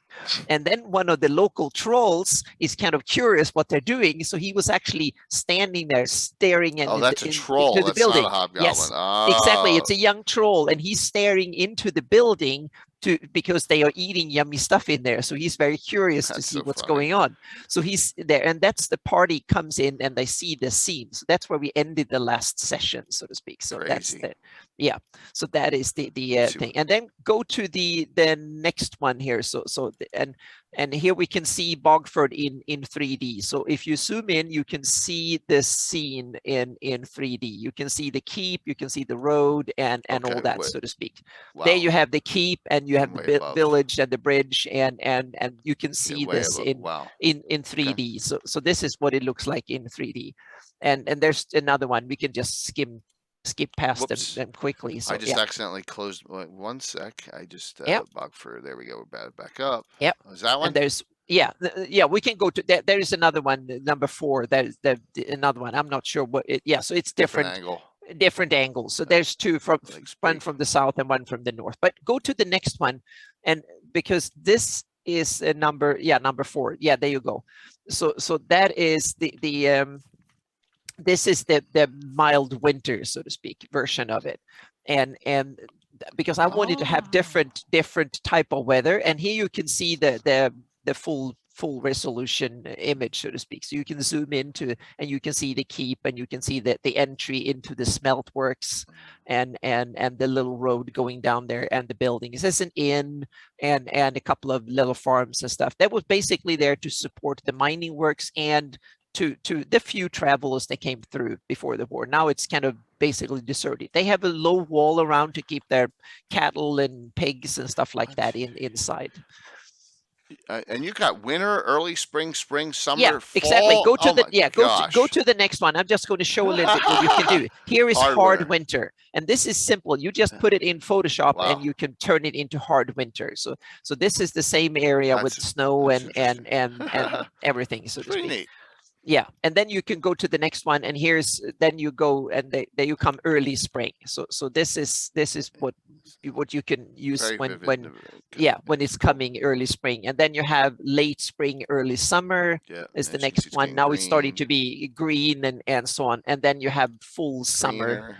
Yeah, and here you have full summer when everything is green, full bloom and stuff. And then you have a fall one. The fall one was a little bit quick because that can be done better. But I want to go to this one here. Yeah, exactly. Here you have a close up. Yeah, because this is cool.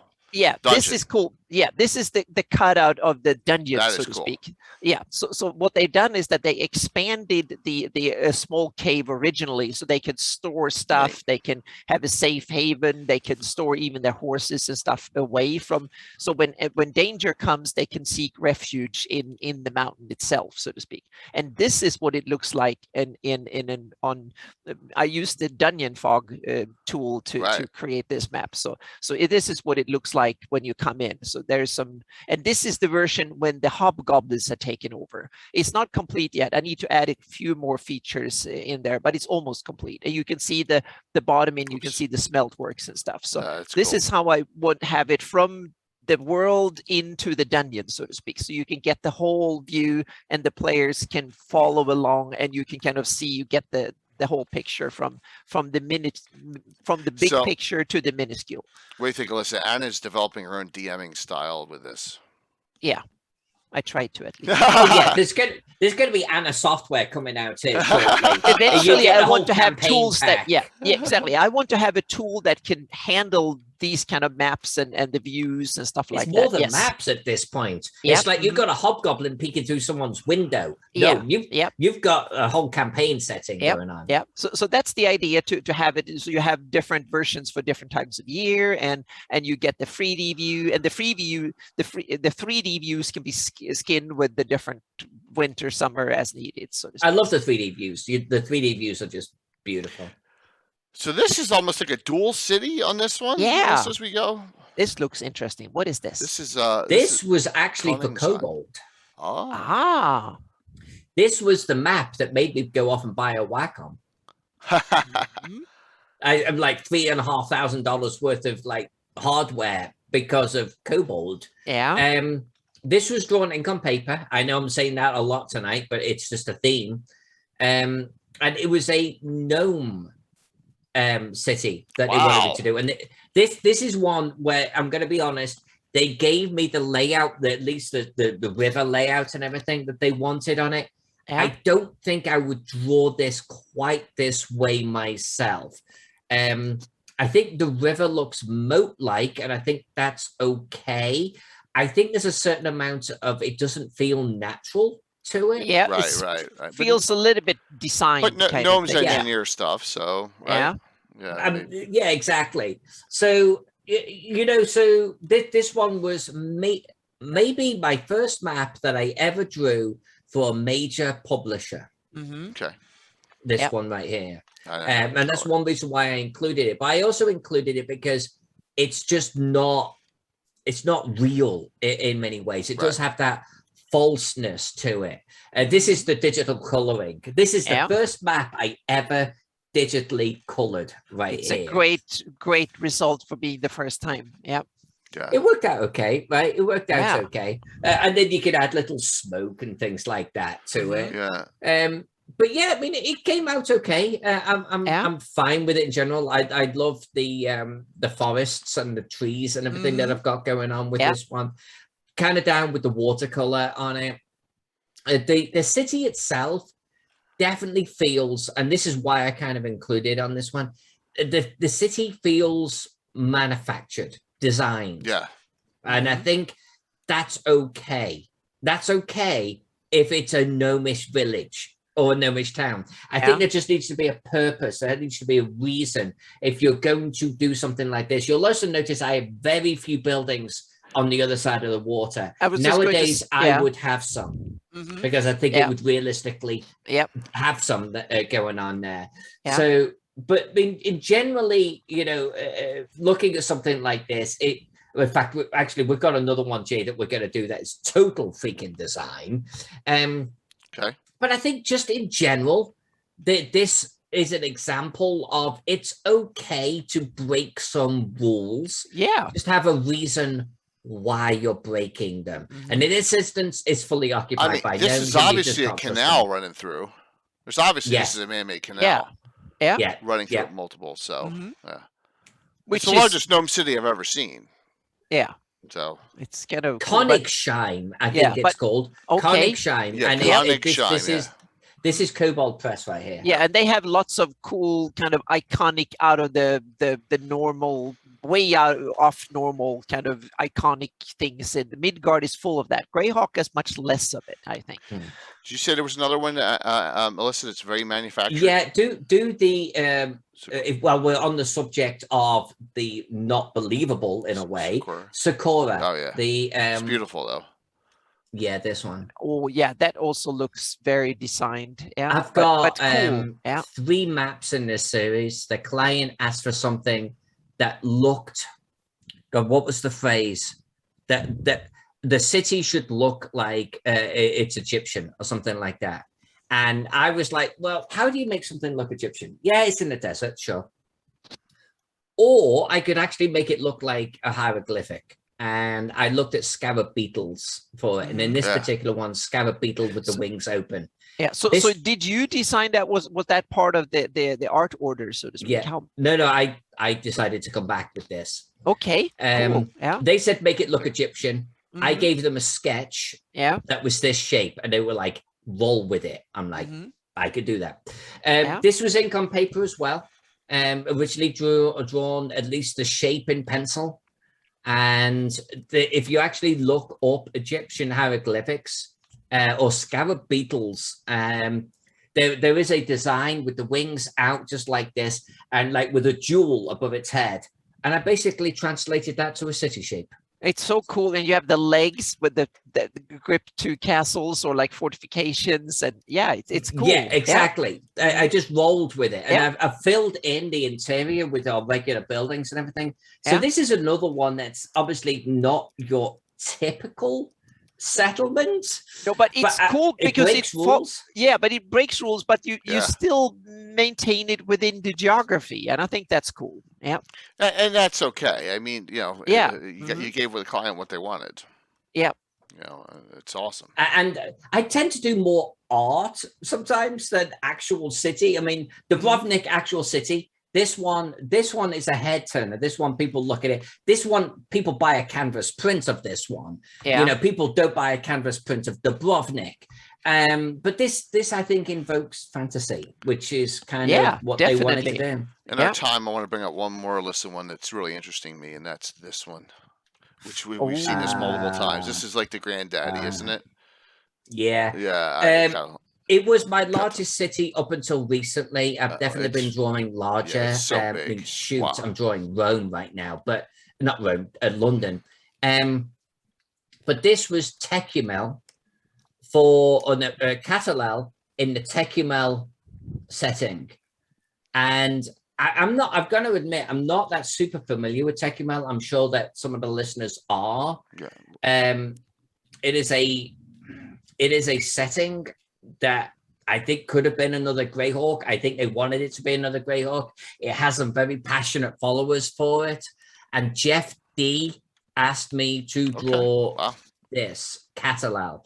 And it is a metropolis. It's freaking huge. You can zoom so into it.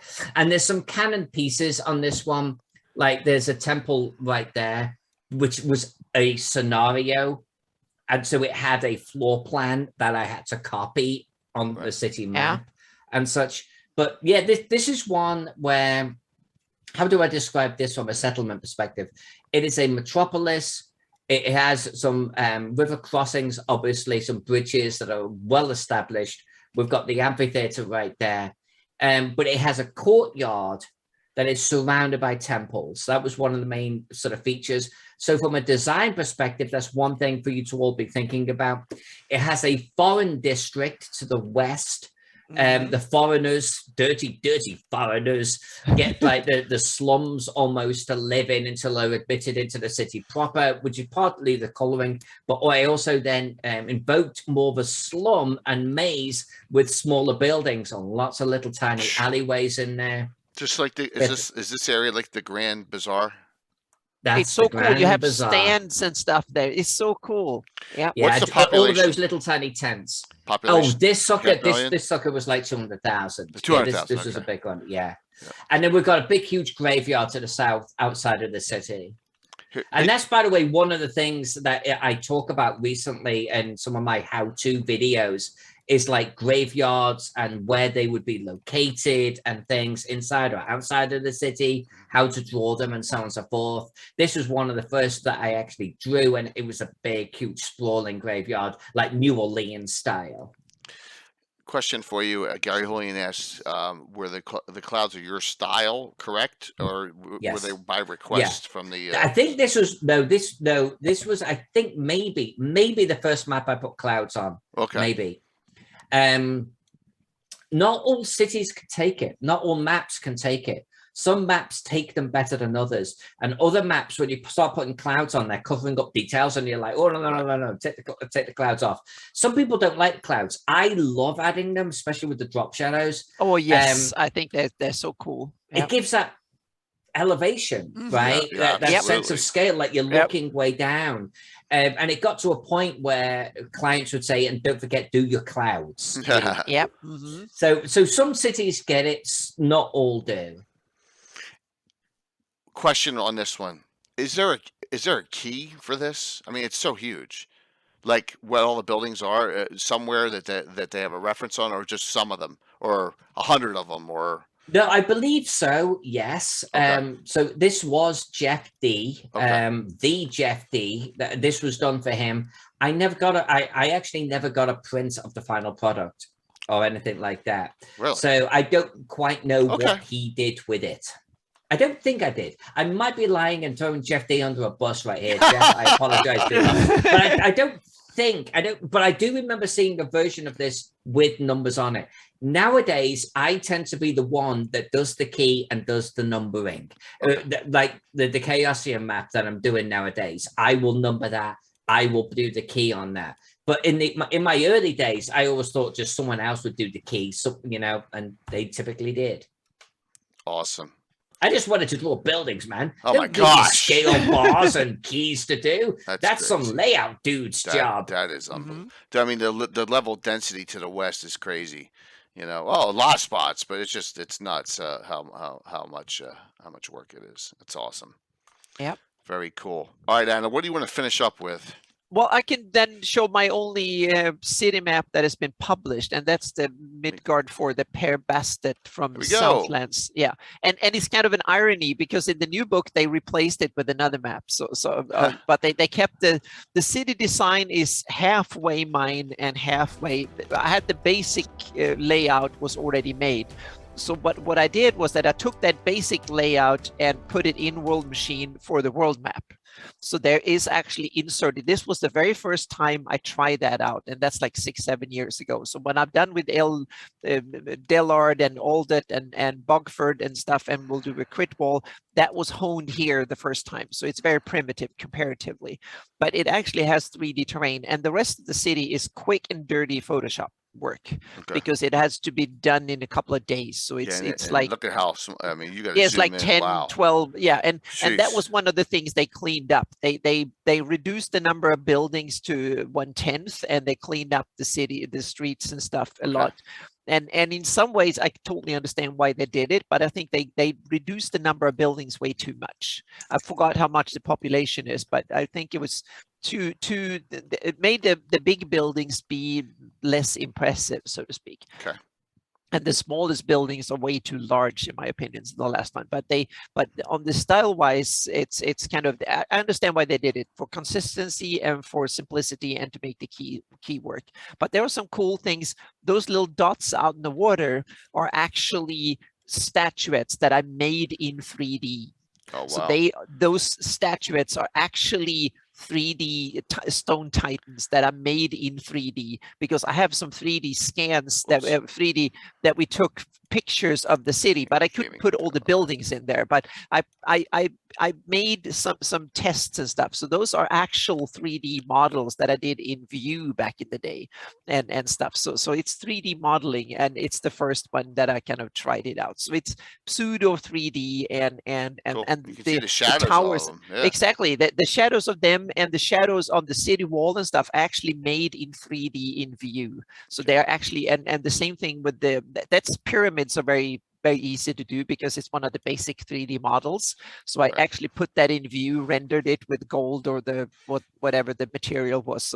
So it's very much a hybrid with a lot of different mishmash that I didn't put together in Photoshop. But this one was done under very heavy stretch time. I basically had a week to do it, and it's 2 days of work, and really That's outstanding, Anna. Yeah, I do a lot of quick and dirty. I need to be very effective. So I could do shit in 2 days. I'll give you a city. I'll give you a city outline in 2 days. I can't do better than that. It's just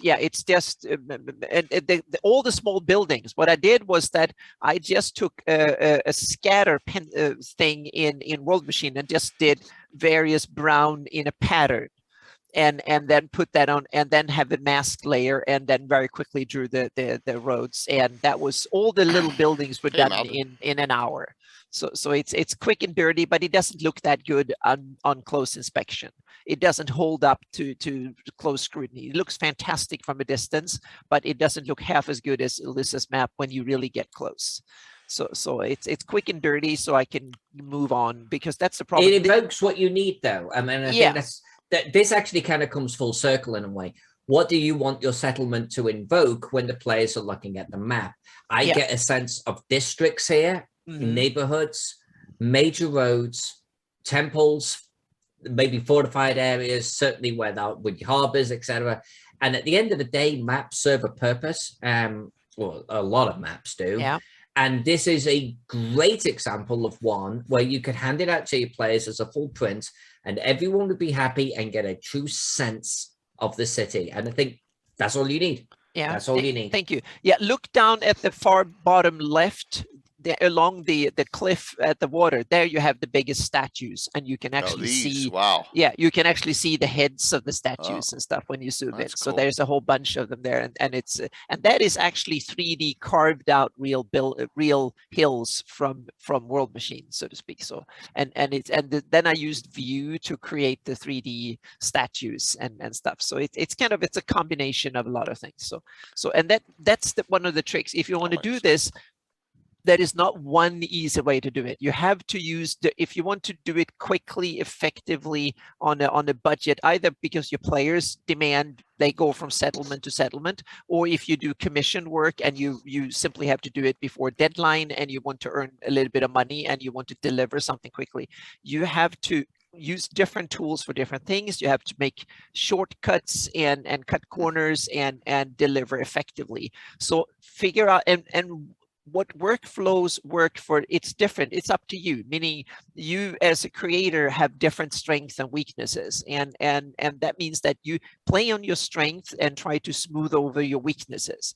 And that means that figure out a workflow and learn it, so to speak, so you know what you're doing. And that can take years. It's taken me to go from pure 2D to 3D. It's a 10-year process for me.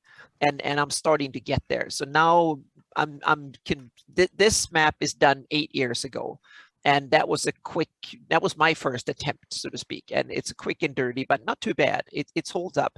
But when I can show it to what I can do with Bogford now, much faster. Meaning Bogford was done in 3 hours, and the whole shebang was done in 1 day with everything in it. So I can do a settlement in a town in a day.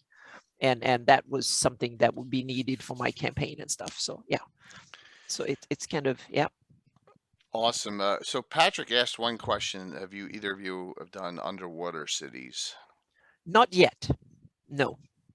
But I can sense. I would treat it as an overland, and then I will color it and texture it in Photoshop differently, like put blue over it, so to speak. Otherwise, I would treat it as a land when I do it, and put the 3D terrain, and then just make blue over it, so to speak. That's probably how I would try to approach it. Alyssa, have you ever done underwater? I haven't. I would probably. I'd like to think about though how the terrain affects the city or the settlement. And in the case of an underwater, I would immediately go, okay, so how is this not flooded, obviously? And is this one big, huge bubble? And they're built within the bubble. I didn't even think of that. I just thought it was, building flooded. Are we doing individual bubbles somehow connected, together? My brain immediately goes there. Because that will then start to determine, and then maybe it's not bubbles at all. Maybe this is an underwater, merman type of city, aqua sort of. That's what I thought. Yeah, which is cool, but then I would approach it as if I was doing an like a cave city. And I would probably end up doing some kind of isometric approach, to be honest, because I would want to show the elevations. That I think is how I would approach it. So we got to a 3D view. I think is really key. When you have something like that. If this is like, oh no, it's underwater and it's an aqua race that occupies it, immediately you're going tall, right? I mean, you got to show those heights. So here's my version of mapping something. Here's the downtown Altamira area. There you go. It's the best of all. It's the best of all. Yeah. So yes, meaning it trumps all of us. Yeah. Well, I don't know about that. 3D view exactly, and enhance it. Yeah. And it's real. You don't need any tools to watch it. You can touch it and look at it. Downtown Altamira with the Grand Mealy arena there, and so we got some fun things going on. But just wanted to throw out one of my nicer jobs. I mean, I don't know if we're going to get a better piece than this, out there. Now we have it, but wait a couple of years and you will trump it with something better. We got other things coming, but with a mix of all the sponsors and the 3D prints and the resin buildings and the Reaper miniatures and everything, and the underlays and all, we're getting there. So, just wanted to throw out something from my style, because I can't. Like I said, I can't do Incarnate. I'm like, oh my God, my head's about to explode, and once again, everyone, you have your things, everyone has their niche that they're great with. And that's, there is such a demand for the settlements mapped, such a demand, because you just want, especially with the VTT use nowadays, and just being able to throw it up on a screen and everyone be able to see it, or even showing it to them in person. Just having the community, it just helps. It helps with the thought process in the game. Yeah, I think that today, especially online gaming, have started game groups kind of consume maps in a way that they didn't do before, so to speak. I agree 100%. Whoops, just lost another thing. So, look at that. We already hit. We haven't even done shout outs yet. So, wow. I think this has been the best show to date. I really do. This was great. Just getting some ideas on. Look, I even moved my. I'm messing up my entire split screen. I'm going to crash everything, everyone. Yeah, it's coming. Hope that people in the audience that you kind of like this, and it was kind of inspirational, and that kind of come up with ideas and approaches and stuff. And then you should watch Alyssa Faden and me when we do our live stream mapping and stuff, because then we can answer all the technical intricacies, and you can kind of see the tricks and the stuff we do. And you can also see how complicated it is to do stuff like this at times. Yeah, absolutely. And time consuming. Yeah, time consuming is the right word. I mean, it is extremely time consuming, and but it's fantastic. Just all the things that you do. So,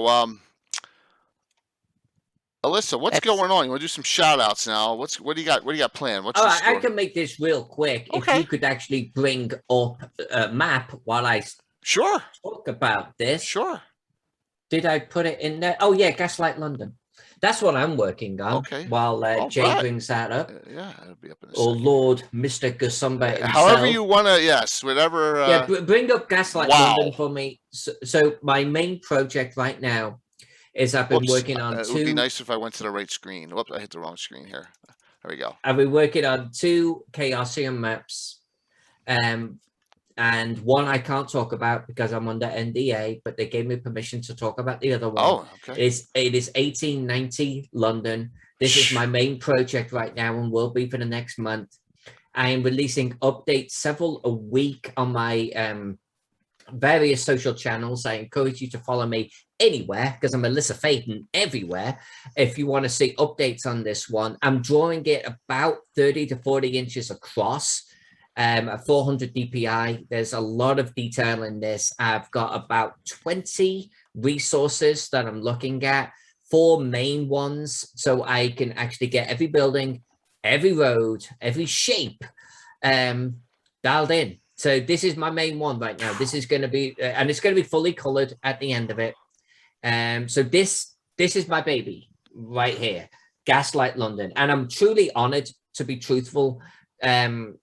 To be doing anything for Chaosium. I run Cthulhu. I love the Cthulhu setting. It is my jam. And when they approached me and said, will you do Gaslight London? I fell out my seat and went, oh, hell yes.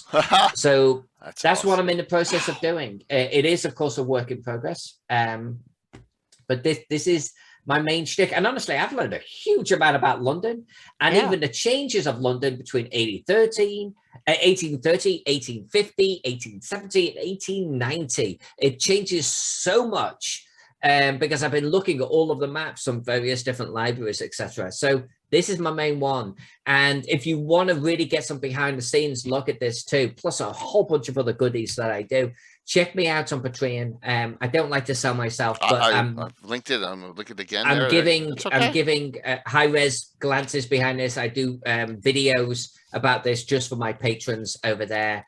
And I'm about to start moving into what style I'm going to be like doing for the coloring, for the key and things like that, and my thought process behind it. And I reveal all of that on my Patreon. So if you're interested in this, if you're interested in this type of project, check me out over there. This is what I'm doing probably for the rest of the year. Cool. Sorry, Patrick's got me on a special mission all of a sudden. Of all the stuff he sent me. Anna, what's going on while I'm searching? Yeah, a couple of things. First, I'm working. I'm going to introduce a second game group into my campaign. So cool. that's So that will be, but I will, so I can reuse more of that. They will be in the same area at the same time, so to speak. So it will be the same overall story. So I can reuse some of the same settlements and stuff like that, NPCs and all that. So that's part of it. And then I'm working. The main thing right now is to working on the Flanny's 2021 version. So it's well underway. So there will be some updates coming on that one soon for my patrons. And the goal is to have all of it released by Christmas. So to have it all done. And the other, but I realized that there's not much to show and it's kind of boring in the meantime. So I needed something small, little that I can kind of piece out in the meantime to keep people happy and patrons wanting to fund me in this endeavor in the meantime. So I had one of my pet projects was to dig into heraldry again, because the shields that are in the box set and so on, and that I have on my map as well version of, are kind of simplistic and just look like little illustrations. They don't look like the real shields. So one of my pet projects was to turn these kind of simple illustrations into what I would call the real heraldry. What would a real shield look like in an in-game illustration, so to speak? So I've only created 2 so far, but shields real heraldry. And if Jay can do his thing and actually switch to my screen, that I can actually show what these first 2 looks like. And my patrons saw them yesterday. So yeah. Oh, look at that! I did the right one. Perfect. Then I'll switch to 50-50 shot. Yeah, there you go. So this is this is the shield of 10. So it's a golden bronze shield with red leather strapped on top of it, so to speak, and hammered into the shield as the symbol, so to speak. So that's one of them. And the other one is hang on a second here. There is the city of Greyhawk, of course. I had to do that one. So this is a first attempt, but I'm kind of intrigued, and I can see the potential of this. So this is what you would see that the shield really look like if a city guard or someone had the shield, so to speak, or it was hanging over a city gate or something. It might look like hammered. I love this, Anna. I love this, and I love how it's not flat. It's got lighting and everything on it. Oh yeah, it's exactly. It's like.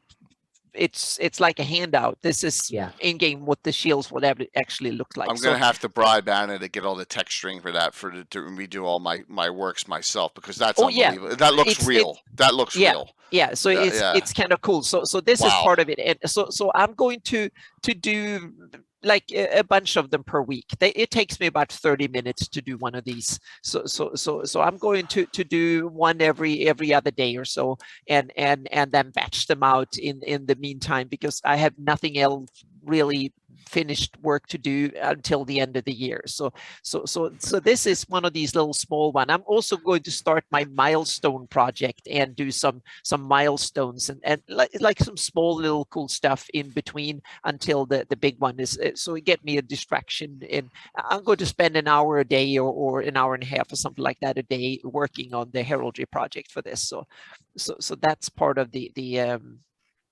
the thing, so to speak. So that's what I'm doing. So okay, that's so that great. was That's a what great, exciting update. Thank you. So that was part of what awesome. I wanted to show. So those are the two main things, so to speak. So the real heraldry and milestones will be a little pet project that will bring out some extras. I will put the Earth project on hold for now and let it be, so to speak, for now, and that version will be something to come back to maybe in a couple of years to dig deeper into. So it's basically I'm working on the terrain conversion for the 2021, and then I will move into to correct settlements and names and typos and stuff like that. And then in the meantime, I will work on the real heraldry project and see if I can get a couple of milestones out too in the meantime. So yeah. Some unbelievable stuff discussed tonight, which was fantastic. As always, I thank you both for a wonderful, wonderful discussion. Oh, thank you. Wonderful night. Yeah. I mean, this is great. I think you've got a lot of people thinking, and also wondering how far you guys are stacked out on commission work for 2022. Yeah, I'm in the talks with Cobalt Press for a commission. Yes. We haven't nailed down exactly what it will be. So even if I can't tell you, I can't tell you because we haven't decided yet. So I don't know exactly. And I have there's a couple of other feelers for later, but I want to keep a majority of time next year for GIS maps. So if my patrons are willing to continue to pay me a little bit of money every month, then I can continue to convert the Flannies maps to GIS, because that opens up a whole can of very interesting possibilities in the future, so to speak. So that will be the main thing next year for me, to convert it into GIS, and then we can implement everything from the existing map to 3D to all sorts of cool things. And you put data and stuff in there. So that will be the main thing for next year. And then we'll see what happens in the year after that. So then there will be, yeah, we'll see. It depends on... Well, the year after that, you'll be booked because of the things that are going to happen next year. Yeah, there's something. And I have D&D in the castle too. And that's one of the reasons I work so hard on Shieldlands, because for D&D in a castle, I'm going to use Sud's Shieldland as the stage for that adventure. And I'm going to print out a lot of these maps and stuff on large canvas prints and roll them up and bring them with me and impress my players and other DMs and stuff. At least of all the games run at D&D in castle, my games will be the best mapped. For sure. I'm going to make sure of that. That's awesome. That no one else is going to beat my maps. That's my goal. If I screw up anything else, at least I'm not going to screw up the maps. Yeah. Unless you're booked, you said midway through next year.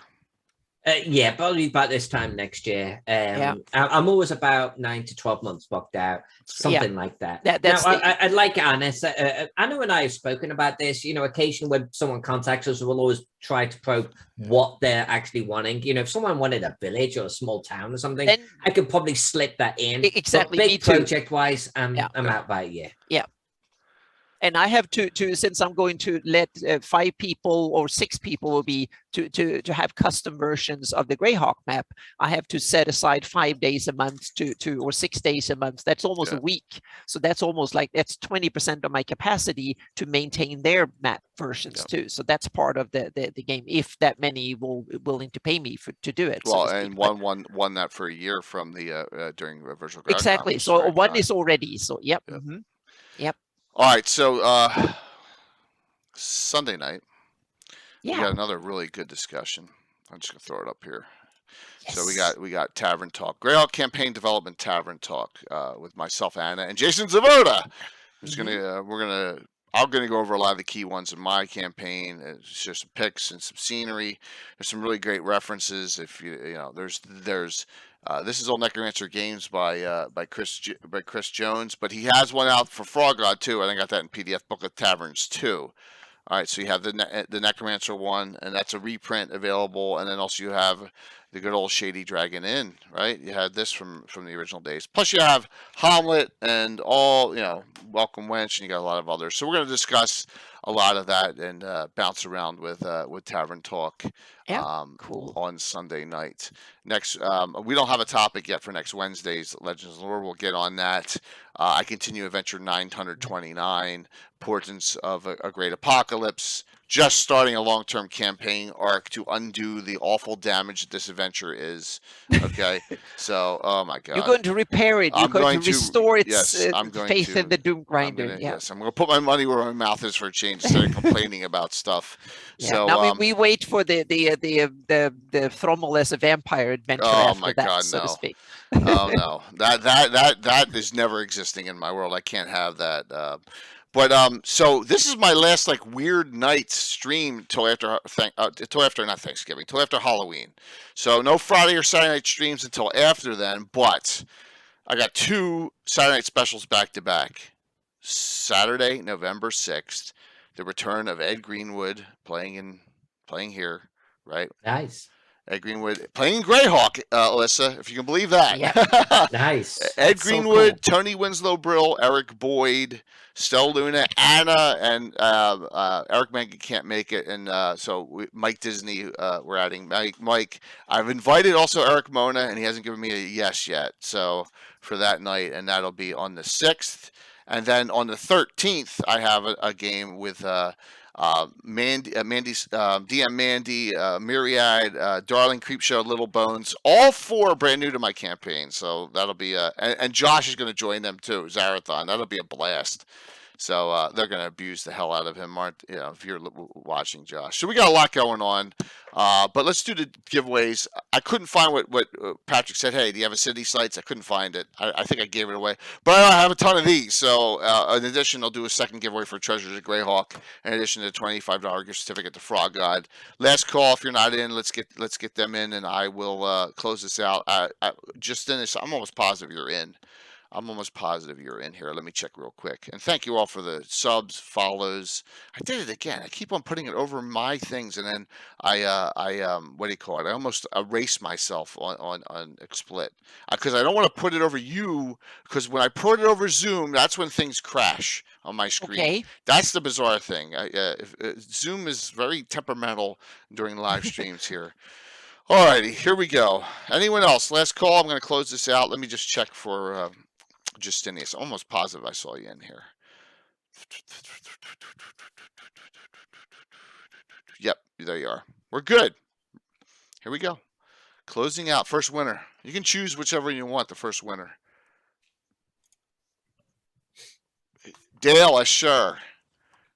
Dale is Dale's on fire. Yes. Yeah. Asher. I know he'll want the Frog God.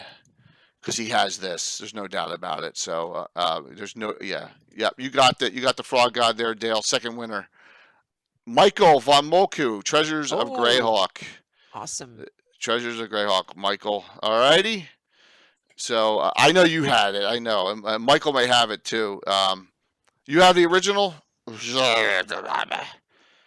you have to come up with something else. Michael. All right, I'll give you an option choice here.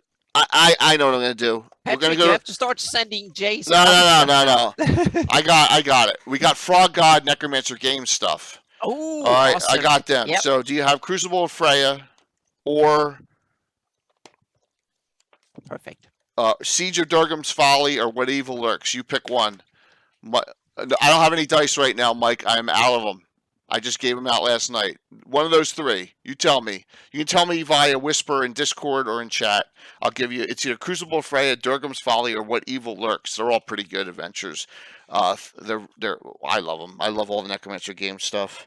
So, alrighty. Oh my God, I'm dropping stuff everywhere. We're gonna raid into. There are so many people on. Holy. You have all 3? Oh my God! All right, I'll get with you off camera, and we'll figure something out. We're gonna raid Mandy's gonna be in the game, and I'm rarely on when the Mandy's on. Yeah, we're gonna raid into Mandy. That's who we're doing. So cool. We're going to 7 times up her viewership tonight. So when you get in there, please Michael, we'll work something out. Please give her a follow. Thank you, Alyssa, for a great show. Oh, by the way, one last thing. Next fantasy mapping show is going to be Friday, November 19th. So it'll be the Friday after those 2 Saturday night specials I have. All right, so Friday 19th, so a month from now, we'll have another show, episode 6, and we'll get on with the topic then. So we'll see you all here in a month. And the last thing, Alyssa, Anna, and I are doing the fantasy mapping show at GaryCon.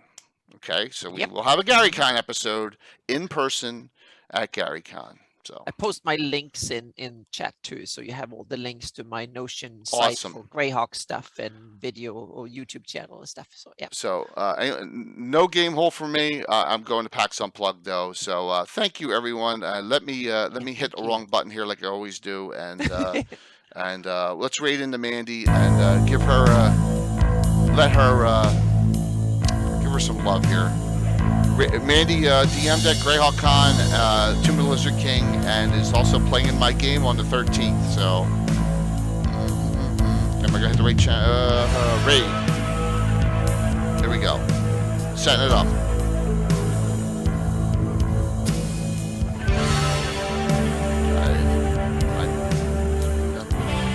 All right, that's 70. Awesome. 5, 4, 3, 2, 1. See you soon. Thank you. Have a good night.